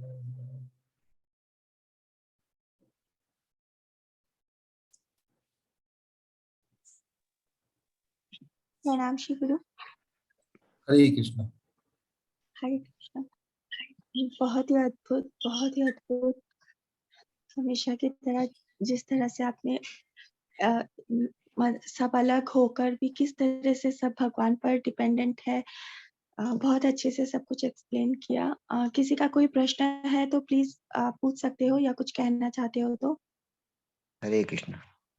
हरे कृष्ण। हाँ, हरे कृष्ण, कहिए। महाराज आई थिंक कोई प्रभु जी कुछ कह रहे थे। I will wait Maharaj please. कौन कर रहे थे? विनोद कुमार प्रभु। हरे कृष्ण। कुछ नहीं कह रहा। हरे कृष्णा। हरे हरे कृष्ण महाराज, दंडवत प्रणाम। प्रणाम। बहुत बहुत एब्जॉर्बिंग महाराज, एंड बहुत ही एब्जॉर्बिंग एंड ओवरऑल महाराज, आप सार का भी सार आप पकड़ाते हैं महाराज। महाराज एक प्रश्न है, जैसे महाराज भागवत में तो सभी जगह जैसे साधु संघ की महिमा इतनी बताई गई है, बट महाराज आपसे श्रवण करके वो बहुत ही वांछनीय लगता है महाराज, बहुत हृदय को टच करता हुआ एकदम लगता है महाराज। थैंक यू वेरी मच महाराज। महाराज एक प्रश्न है, जैसे भागवत गीता में हम देखते हैं भगवान अर्जुन को प्रेरित करते हैं युद्ध करने के लिए और मारने के लिए और धर्म की स्थापना के लिए, ऐसे। और फिर हम जैसे महाभारत में देखते हैं अभिमन्यु ने द्रौपदी के 5 पुत्रों का मर्सीलेसली किलिंग किया। कितने अश्वत्थामा। छलपूर्व, हाँ सॉरी अश्वत्थामा में, एंड बहुत मर्सीलेसली किलिंग किया महाराज। एंड भगवान उसको ठीक है, अर्जुन फिर उनको पकड़ के भी लाते हैं, and why doesn't Krishna then let him kill Ashwatthama?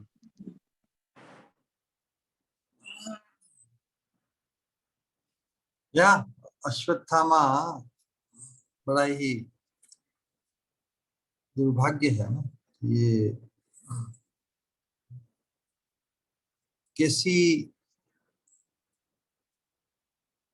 परम धर्म के अंतर्गत ये बताया कि जिसे भगवान के भक्तों के प्रति जिनका दुर्भाव हो, भगवान के भक्तों का जिन्होंने आश्रय नहीं लिया या उनके प्रति प्रीति अनुकूलता जिन्होंने प्रकाशित नहीं की, उनकी ही दुर्गति बताई है भागवत में। ऐसा जघन्य अपराध आज भी अश्वत्थामा भटकी रहने पृथ्वी पर। इससे बड़ी क्या हो सकती है? अब प्रश्न कि भगवान ने क्या कराया और क्या नहीं कराया। जब भगवान इस धराधाम पे प्रकट होते हैं तो बहुत से उद्देश्य, बहुत सी शिक्षा एक साथ, you know, in one shot he accomplishes many things। अलग अलग पात्रों के माध्यम से भगवान की लीला का निरूपण एक प्रकार से हम संसार के जीवों के लिए एक बहुत बड़ा ड्रामा है। तो ड्रामा में जो भाग लेते हैं भगवान के साथ, वो साधारण जीव नहीं होते। ये उनका जो रोल होता है बहुत पक्का होता है, परफेक्ट होता है, जिससे हम संसार के जीवों को ये शिक्षा मिले थे हमें वैसा नहीं बनना है। हम पारमार्थिक दृष्टिकोण शास्त्रों में और भगवान की लीलाओं के अंतर्गत महाभारत में जो बड़ी विडंबनामय स्थिति बताई है, उसका एक पारमार्थिक पक्ष होता है, एक व्यवहारिक पक्ष होता है। व्यवहारिक पक्ष होता है शिक्षा को लेकर।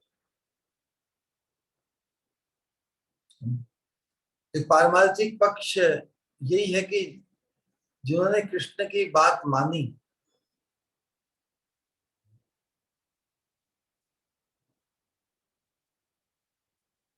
उनकी गति अलग हुई, और जो जिन्होंने कृष्ण का विरोध किया उनकी गति अलग हुई।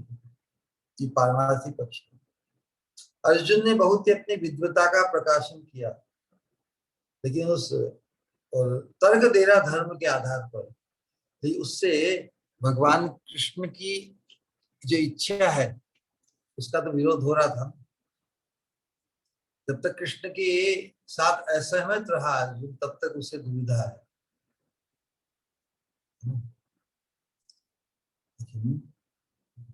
भगवान ने जो तर्क दिया अर्जुन को युद्ध करने के लिए उत्साहित करने में, क्योंकि वो भगवान द्वारा अनुमोदित है, इसके लिए वो भी परम धर्म बन गया।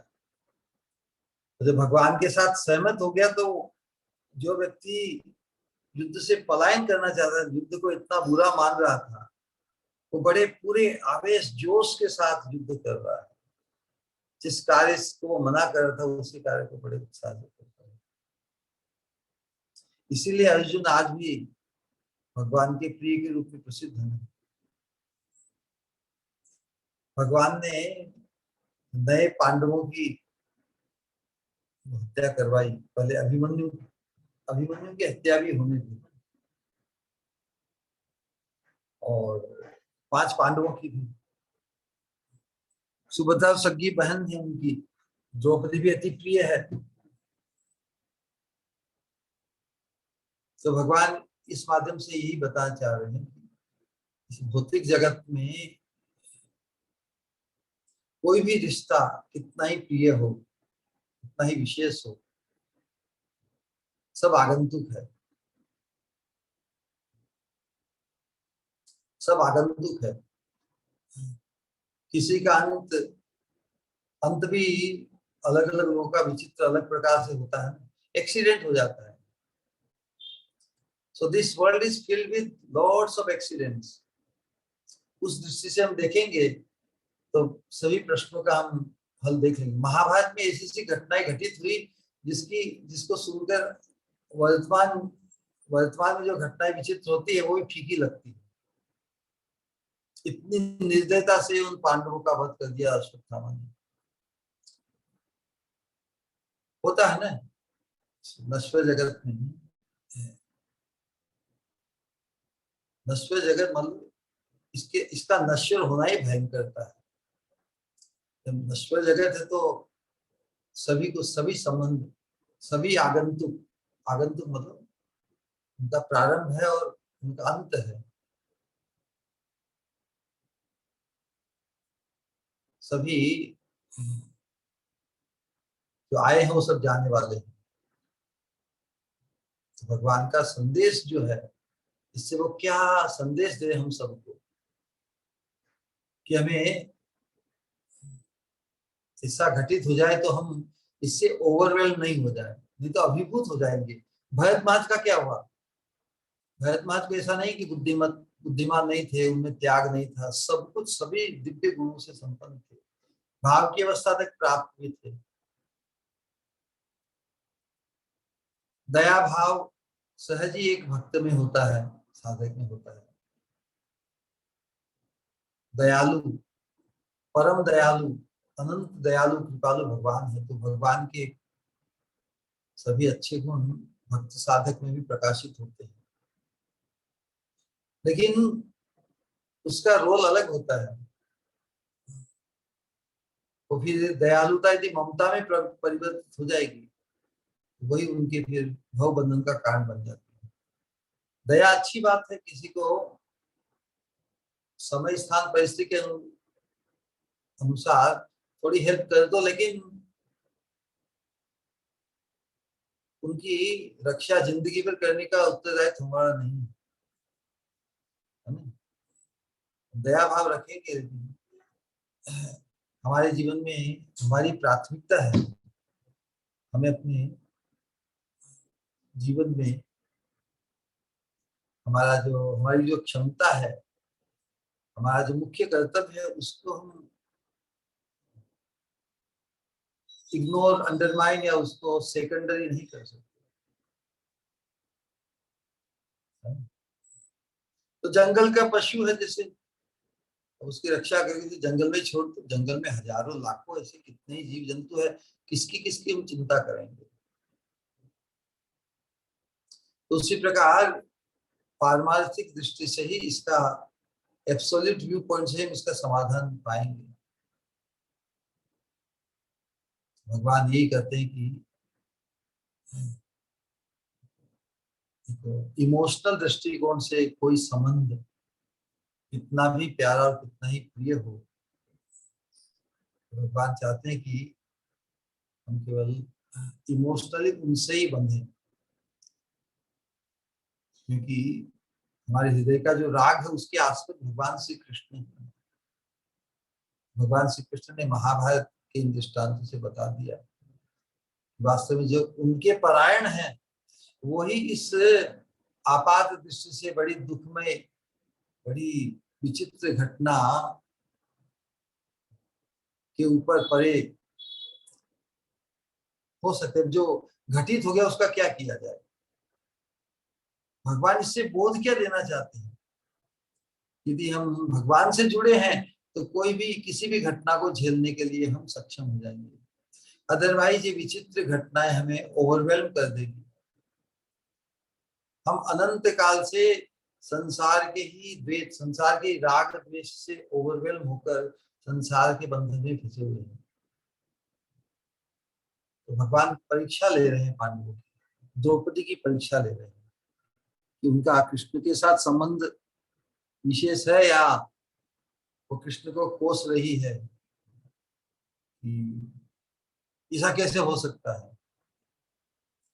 क्योंकि भगवान सक्षम है, भगवान उससे टाल भी सकते हैं। एक पारमार्थिक दृष्टि से सो हर व्यक्ति का आगंतुक है ना, होना है, संभव है। पांडव जब दिव्य धाम की तरफ जब प्रयाण करेंगे तो उसके पहले सभी अनुवृत्ति से मुक्त होना आवश्यक था। परीक्षित महाराज को राज्य देना भगवान को अभिष्ट था। उत्तरा की गर्भ में उन्होंने रक्षा की, तो उन्होंने पांडवों के 5 पुत्रों को परवाने दिया। वर्तमान में पांडवों की जो अनुरक्ति भगवान में कितनी है, इतना घटित होने के बावजूद भी वो भगवान के पद से, भगवान के मार्गदर्शन से, भगवान में अपनी निष्ठा से च्युत नहीं हुए। तो वो हमारे ऊपर घटित है कि हमारी भी भगवान के प्रति ऐसी निष्ठा, ऐसी अनुरक्ति होगी कि ऐसा जघन्य घटना होते हुए भी हम भगवान में हमारा अविश्वास नहीं होगा, भगवान को हम कोसेंगे नहीं, बल्कि प्रत्येक घटना के माध्यम से भगवान हमारे हमें संसार के नश्वर संबंधों में हमारी अनुरक्ति से मुक्त करते हैं, जिससे हम भगवान में ही एकांतिक भाव से अनुरक्त बने रहे। तो पांडवों के माध्यम से भगवान ने हम सबको ये देश दिया, संसार में जघन्य से जघन्य घटना घटित हो जाए प्रकृति के अंतर्गत, समय के सापेक्ष ऐसा लगता है कि छोटे बच्चों के साथ ऐसा क्यों हुआ या इत्यादि क्या हुआ, लेकिन बहुत से घटनाक्रम बनते हैं। अल्टीमेट मैसेज यही है, क्या किसी घटना के होने से और नहीं होने से हम भगवान में अपनी अनुरक्ति में अंतराल आ जाएगा हमारे? क्या भगवान जो करते करवाते हैं वही हम सब के लिए परम लाभ की वस्तु है। इस धारणा में हम प्रतिष्ठित बरकरार बने रहेंगे कि नहीं? ठीक है जी महाराज, थैंक यू महाराज। हरे कृष्ण, हरे कृष्ण, हरे कृष्ण। आप कौन बोल रहे हैं? बोलिए। विनोद हरे कुमार।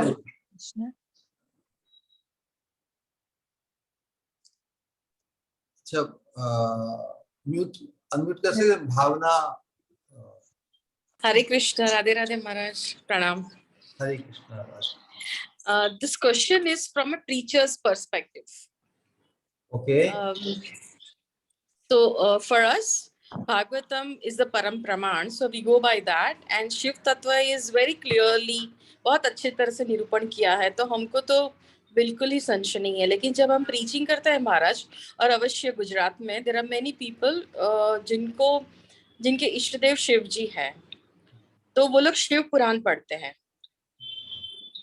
So मुझे I have not read Shiv Purana, so I just want to know कि शिव पुराण में क्या शिव जी ईश्वर, परम ईश्वर है, ऐसा निरूपण किया गया है?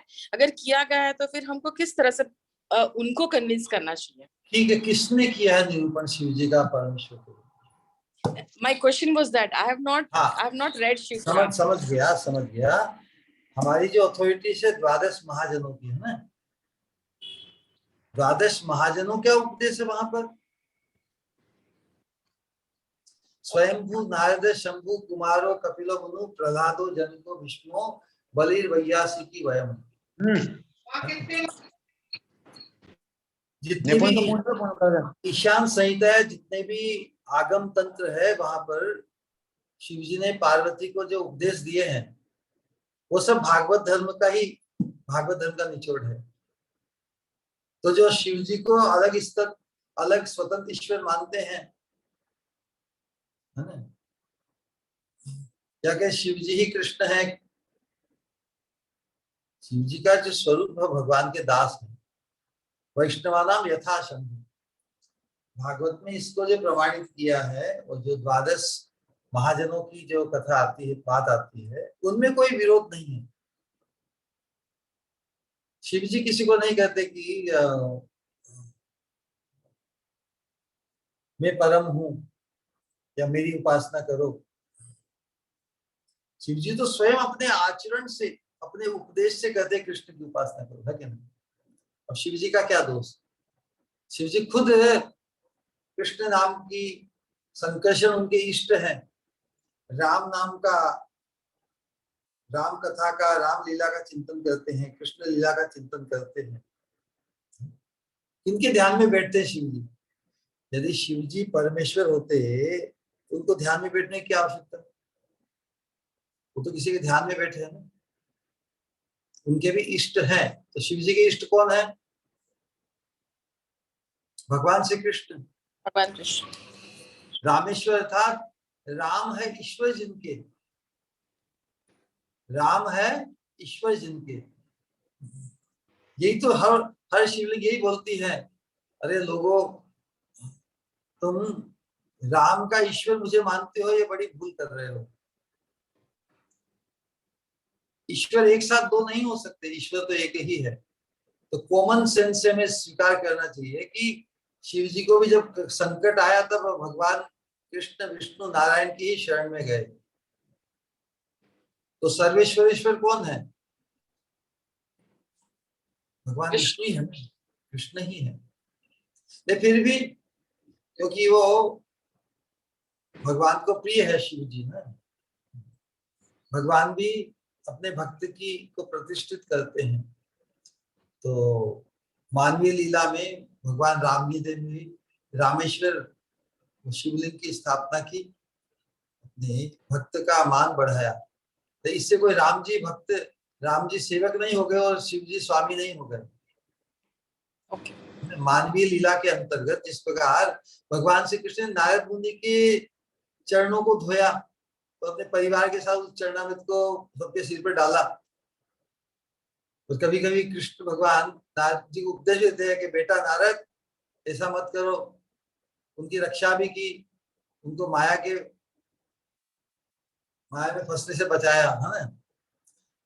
गार्हस्थ्य धर्म के अंतर्गत कृष्ण भगवान ने नारद मुनि की, ब्राह्मण की, वैष्णव की कैसा सम्मान करना चाहिए, गृहस्थाश्रमी को उपदेश दिया।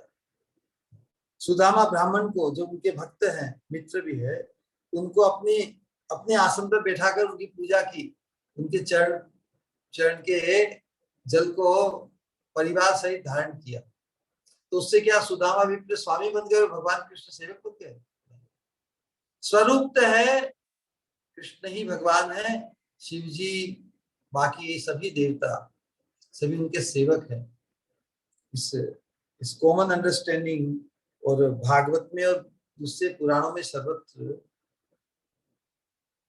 जो परम आश्रय तत्व कृष्ण को ही स्थापित किया गया है। लेकिन ये बात सही है, कोई गणेश जी की उपासना करे, कोई सूर्य की उपासना करे, कोई देवी की उपासना करे, शिव जी की उपासना करे, उपासक के लिए उनमें परम भाव होना आवश्यक है सिद्धि के लिए। लेकिन वो परम सिद्धि नहीं हो सकती। परम सिद्धि तो कृष्ण की उपासना करने से ही भगवत प्रेम की प्राप्ति होगी, भगवत धाम की प्राप्ति होगी। भगवान ने गीता में स्पष्ट किया है, यान्ति देव व्रतान देवान, जो देवताओं की उपासना करेंगे वो देवलोक में जाएंगे। लेकिन देवलोक भी तो इस 14 ब्रह्मांड के अंतर्गत नश्वर जगत का ही अंग है। तो हमें देवताओं की उपासना करके देवताओं को भगवान मानकर कहाँ जाएंगे? देवलोक, देवताओं के पास। जानती देव वृतान देवान पितृ जानती पितृवृता। बहुत से लोग पितरों की उपासना करें, बड़े उनके पितरों की उपासना करनी चाहिए, तो पितृलोक में जाते हैं। भूताजी भूतानी जानती भूतेज्या, भूत पिशाचों की, भोपों की जो उपासना करते हैं वो उनके पास जाते हैं। तो भगवान कहते यान्ति मद याजिनो भी, जो मेरी उपासना करते हैं केवल केवल मेरी उपासना, वो मेरे पास आते हैं। तो जो उपासना अव्यभिचारी होनी चाहिए। हिंदू धर्म मतलब व्यभिचारी भक्ति, भक्ति तो है ही नहीं। हिंदू धर्म में भक्ति तो है ही नहीं। जब तक शुद्ध वैष्णव परंपरा में दीक्षित नहीं होता साधक, तब तक उसकी जो गंगा गई तो गंगा दास, जमुना गई तो जमुना दास, सबको ही सब जगह लड्डू पाना चाहता है वो। इधर भी जाएंगे उधर भी जाएंगे। तो ये व्यभिचारी भाव से भगवत प्राप्ति नहीं होती। भगवान स्वयं गीता में कहते कि माम चाहिए अव्यभिचारेण भक्ति योगेन सेवते स गुणान समतीतान ब्रह्म भूयाय कल्पते। तो शिव पुराण में भी शिव जी का जो उपदेश है वो तो भागवत सम्मत ही होगा। दूसरे लोगों ने शिव जी को परमेश्वर और सबका करता धरता माना है, वो उनका मत है। हम भागवत के सिद्धांत का पालन करते हैं। स्वयं मतलब ब्रह्मा जी क्या कहते हैं, शिव जी क्या कहते हैं, नारद मुनि क्या कहते हैं, बलि महाराज क्या कहते हैं, जनक, भीष्म, बलि, वैयासिकी, सुखदेव गोस्वामी और यमराज स्वयं क्या कहते हैं। कोई किसी भी पुराण को बाँचो, यमराज को तो अथॉरिटी सब मानते हैं कि नहीं? तो यमराज ने तो जो नारायण का नाम लिया अजामिल ने, उसके लिए ही उसकी रक्षा की व्यवस्था कर दी ना, यमदूतों से बचा दिया। यमराज भी अपने दूतों को वापस खींच लिए। तो इसलिए जो परमेश्वर मतलब जो विष्णु तत्व है, नारायण कृष्ण, वही सर्वेश्वरेश्वर है, बाकी सब उनके दास हैं। तो दास को यदि हम स्वामी मानेंगे, इस प्रकार आप कंपनी में चेयरमैन हैं और आपके अंदर जो कैबिनेट मिनिस्टर बाकी सब हैं, यदि कोई व्यक्ति आके जो संबोधन आपको करे वही उसी संबोधन से सबको करे, आओ बड़ा प्रधान, सबको ही प्राइम मिनिस्टर कहे तो प्राइम मिनिस्टर क्या सा सोचेंगे? आप प्राइम मिनिस्टर की एब्सेंस में या प्राइम मिनिस्टर की जो अनभिज्ञता है आपको, उसके कारण सबको आप प्राइम मिनिस्टर बोले, सबको भगवान बोले, तो फिर आपको भगवान से तो मिलना नहीं होगा ना। इसलिए भगवान भगवद गीता में कहते कि अहम ही सर्व यज्ञानां भोक्ता च प्रभुरेव च इति माम यो न जानन्ति तत्वेन अतश्च्यवन्ति ते। ये भी अन्य देवता भक्ता यजन्ते श्रद्धयान्वितां तेपि मामेव कौन्तेय यजन्ति अविधि पूर्वकम्। भगवान कहते हैं कि बाकी सब दूसरे देवी देवताओं की जो उपासना जो करते हैं, ये भी अन्य देवता भक्ता यजन्ति श्रद्धा पूर्वक उनकी उपासना करते हैं। क्योंकि भगवान ही सभी यज्ञों और जो उपहारों के जो भी जितने भोग है, बलि है, सबके भोक्ता तो भगवान श्री कृष्ण ही है। भले आप अनुष्ठान यज्ञ शिव जी का, गणेश जी का, देवी का, किसी का भी करो, भोक्ता तो कृष्ण ही है। तो जो भोग अर्पण किया जाता है देवी देवताओं के निमित्त से, वो भोग भी कौन पाते हैं? कृष्ण ही पाते हैं, कृष्ण ही भोक्ता है। लेकिन उपासकों की कृष्ण में नहीं होकर दूसरी देवी देवताओं में ईश्वर बुद्धि होती है, वो उनको भगवान मानते हैं। तो जिनके प्रति उनकी भगवान बुद्धि है, ईश्वर बुद्धि है, उनको वही गति प्राप्त होती है। भोग भले कृष्ण के पास पहुंच जाते हैं, जिस प्रकार हमारे उपदेशों में बताया कि आकाशात पतितम तोयम यथा गच्छति सागरम सर्वदेव नमस्कारम केशवम प्रति गच्छति। इसका तात्पर्य यही है, इस सभी देवी देवताओं के प्रति की गई पूजा, उपासना, नमस्कार कहाँ जाता है? भगवान कृष्ण को ही जाता है। लेकिन देवी देवताओं के जो उपासक उनकी निष्ठा किसमें है? अपने देवी देवताओं में। तो उपासना या नमस्कार भगवान कृष्ण को, वही सबके भोक्ता है। अहम ही सर्व यज्ञानाम भोक्ता च प्रभुरेव च, सभी के फल प्रदाता नियामक भगवान श्री कृष्ण है। तो यादृशी यादृशी श्रद्धा सिद्धिर भवति तादृशी। किसी के यदि शिव जी में ईश्वर बुद्धि है तो उन्हें कृष्ण के कहा कैसे मिलेंगे? उनकी परमार्थ गति नहीं होगी, उनकी सदगति नहीं होगी। जो देवता गणेश जी, सूर्य चंद्र देवी इत्यादि की उपासना करते हैं, उनको ही भगवान मानते हैं, तो उनके पास जाएंगे, है ना। तो भगवान कृष्ण में जो एकांतिक ईश्वर बुद्धि रख के उनकी उपासना करेंगे, उन्हीं कृष्ण धाम की प्राप्ति होगी, बाकी सब वंचित रहेंगे। इसलिए भगवत गीता का जो संदेश है, उपदेश है, उसमें में परमेश्वर जो एक ही है, परमेश्वर श्री कृष्ण के रूप में उसका निरूपण हुआ है। सबको ही परमेश्वर मानना, सब भगवान एक है, ये मूर्खता के अतिरिक्त कुछ नहीं। सब तो भगवान होते ही नहीं, भगवान तो एक ही है और वो कृष्ण है। वो सभी देवी देवता भी अपने आचरण से, अपनी प्रार्थना से, जब भी संकट आता है पृथ्वी पर, तो सब देवता भी भगवान विष्णु के पास हैं, ब्रह्मा जी को आगे करके ब्रह्मा जी के पास स्तुति कर जाते हैं, हम क्या कर रहे हैं, भगवान को बुलाओ। तो कौन आते? यदा यदा ही धर्मस्य ग्लानिर्भवति भारत अभ्युत्थानम अधर्मस्य तदात्मानं सृजाम्यहम्। भगवान विष्णु को ही पुकारते हैं ना, क्योंकि भगवान विष्णु ही सर्वसमर्थ है। न शिव जी सर्वसमर्थ है, न देवी सर्वसमर्थ है, न गणेश सर्वसमर्थ है, न कोई और। वो सब उनके भौतिक जगत के संचालन के लिए एजेंट्स है ना, उनके प्रतिनिधि है। महामाया मतलब बहिरंगा शक्ति के संचालन के लिए, सृष्टि लीला और संसार लीला के संचालन में। लेकिन जो भगवान के शुद्ध भक्त, वो भगवान की अंतरंगा शक्ति के आश्रित है। इसलिए जो शुद्ध भक्त हैं, जो सदगुरु हैं, जो भगवान कृष्ण के प्रति शुद्ध प्रीति का भाव रखते, उनके चरणाश्रित होने से हमें वही दिव्य चिन्मय भगवान के प्रति प्रीति का भाव हमारे हृदय में जागृत होकर हमें भी कृष्ण धाम के अधिकारी बनाते हैं। ठीक है, तो एज ए टीचर हम उनको कह सकते हैं कि आपको कहाँ जाना है, तो जहां जाएंगे वहां का दोष बता सकते हैं। अब शिव जी के पास जाना चाहते, शिव जी कहाँ रहते हैं, किस अवस्था में रहते हैं, उनके संगी साथी कैसे हैं, होप गोब्लिन्स है ना, पिशाच है, विचित्र विचित्र प्रकार के प्राणी उनके संगी हैं। तो क्या उन संगियों के संग तुम्हें रहना स्वीकार है?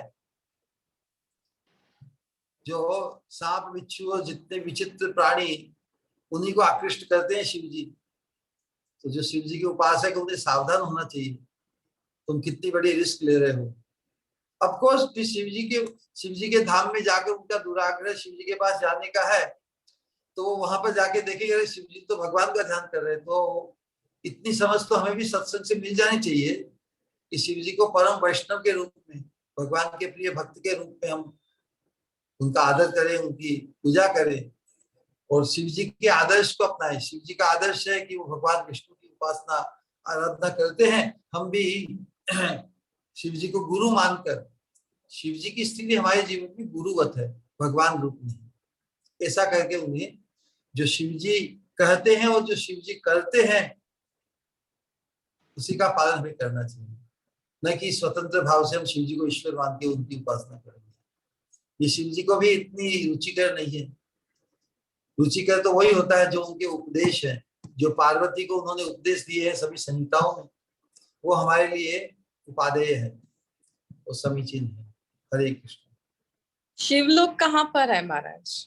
जहाँ भी है, नदी के पहले, it is in between the medical and the spiritual. या बताया ना कि देवी महेश हरि धाम सुतेषु तेषु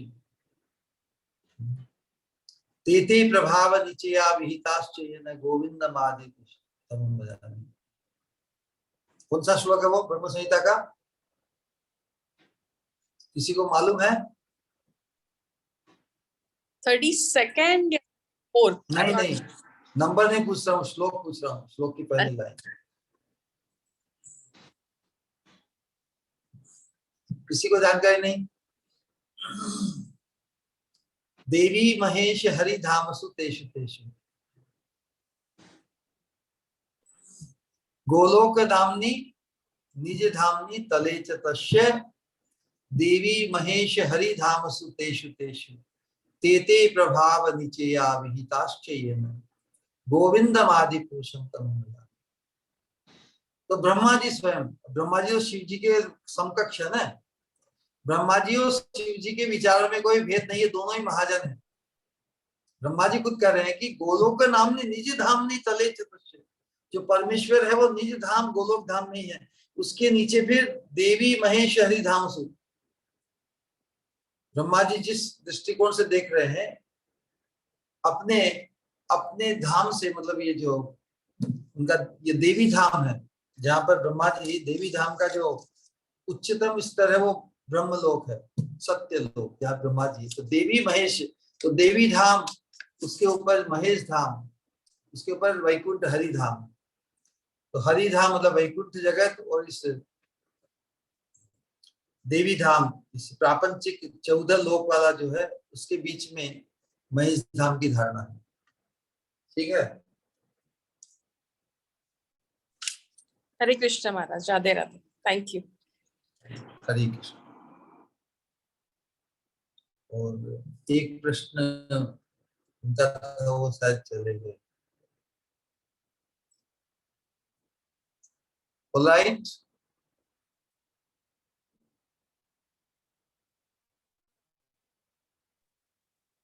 हरे कृष्ण। हरे कृष्ण। पूजा मारू जी का शायद चले गए वो। ओके। प्रणाम श्री गुरु। समय हो गया। सवाल तो नहीं है, हरे कृष्ण। बस कुछ कहना है, कहूँ?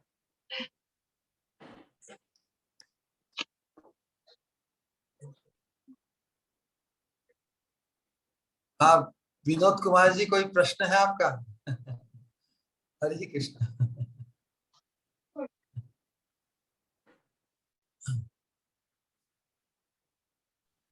हाँ, क्या प्रश्न है?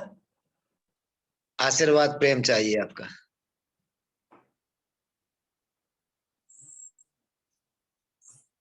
वो तो आप पर पूरा का पूरा है भगवान का। आप आए, सबका आनंद वर्धन किया, बहुत आनंद। मद भक्तानाम विनोदार्थम करोमि विविधा क्रिया। भगवान पद्म पुराण में कहते हैं, मद भक्तानाम विनोदार्थम, मेरे भक्तों के आनंद वर्धन के लिए मैं सभी लीलाएं करता हूँ। भगवान हम सबका आनंद वर्धन करते हैं विनोदार्थम। आप तो उस विनोद के आनंद के कुमार हैं, तो आपका सौभाग्य तो विशेष है। ठीक ना? ऑलराइट। प्रणाम श्री गुरु, मुझे कुछ कहना है।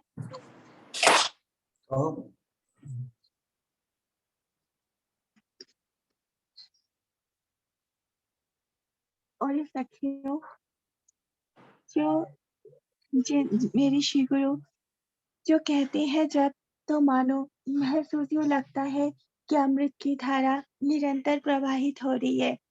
ऐसा लगता है कोई भी सवाल, जैसे चाहे वो कोई भी सवाल हो, हर सवाल के इतनी खूबसूरती से और हर एक चीज का इतनी खूबसूरती से समाधान देते हैं कि कोई संशय रह ही नहीं जाता।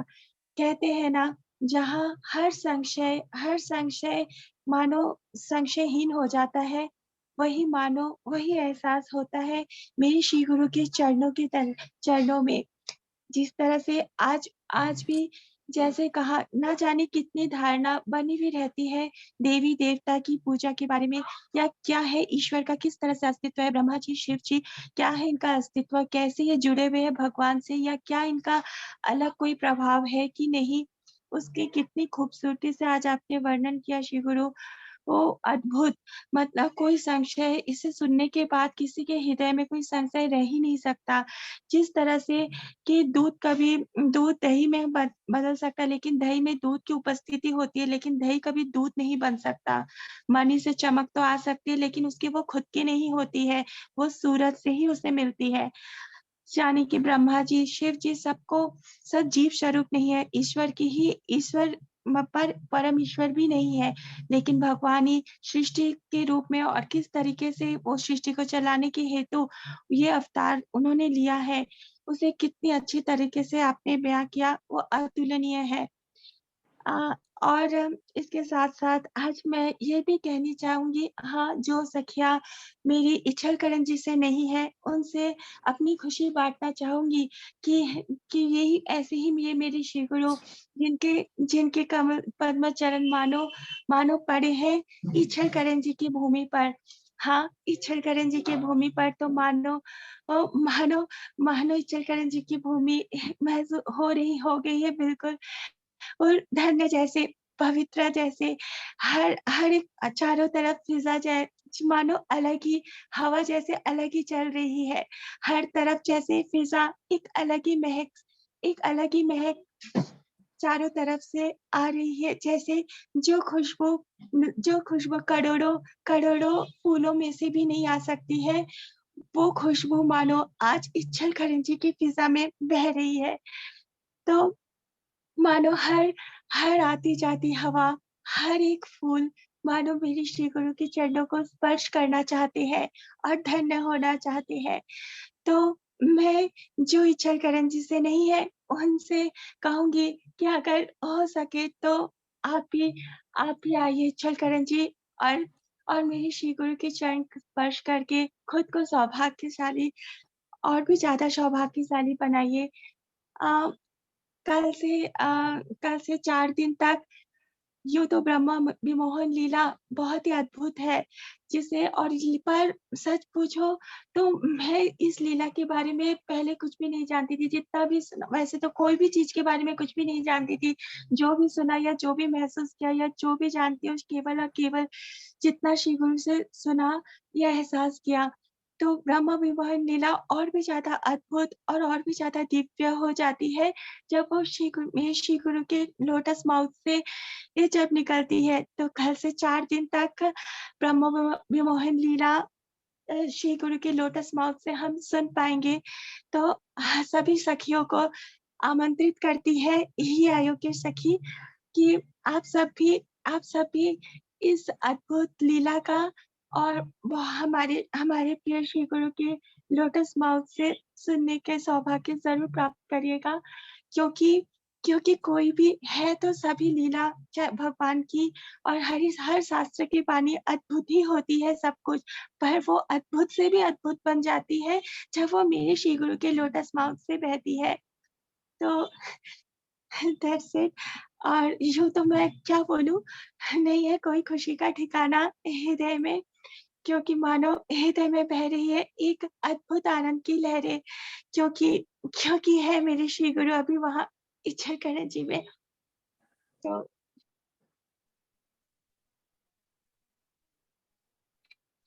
थैंक यू श्री गुरु। आपका कोटि-कोटि के लिए धन्यवाद, सफिशिएंट नहीं होता, इसमें धन्यवाद हर एहसास के लिए, हर शब्द के लिए, और आपने जो अपने पवित्र चरण इच्छलकरण जी की भूमि पर रखा है, उसके लिए भी आपका कोटि-कोटि धन्यवाद श्री गुरु। प्रणाम। हरे कृष्ण। हरे कृष्णा अमृता माता जी। आपके यहाँ जो आनंद की सुगंध की लहर है वो अहमदाबाद से होके गई है, तो हम यहाँ उस सुगंध को महसूस करते हुए जूम से जरूर आस्वादन करेंगे। Thank you so much for the invitation. बिल्कुल बिल्कुल, ऑफ कोर्स वो सुगंध तो पहले आपने अहमदाबाद वाले ही लिए है ना। बिल्कुल। ये महाराज की कृपा है। बिल्कुल, उन्हीं की तो कृपा है चारों तरफ, जहाँ भी देखो वो कृपा के अलावा और तो कुछ है ही नहीं। हरे कृष्णा। राधे राधे महाराज। हरे कृष्णा कृष्ण कृष्ण हरे हरे, हरे राम राम हरे हरे। प्रियतर पूज्यता के भाव से 3 बार हरे कृष्णा महामंत्र का उच्चारण करेंगे हमारे श्री गुरु के सम्मान में।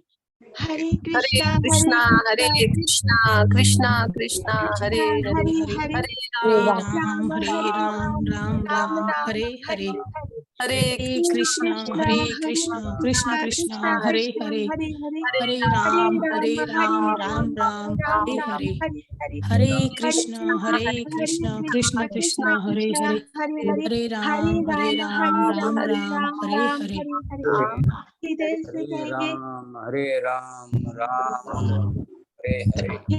हृदय से कहेंगे परम पूज्य भक्ति स्वरूप गोविंद महाराज जी की जय जय जय। अरे निताय गौर भक्तविंद की जय। निताय जय। गौर प्रेमानंदे हरि हरि। हरे हरि बोल। प्रणाम गुरुदेव। नाम श्री गुरु नाम श्री गुरु। हरे कृष्णा कृष्ण मत हरे कृष्ण। गुरु तो आएगी।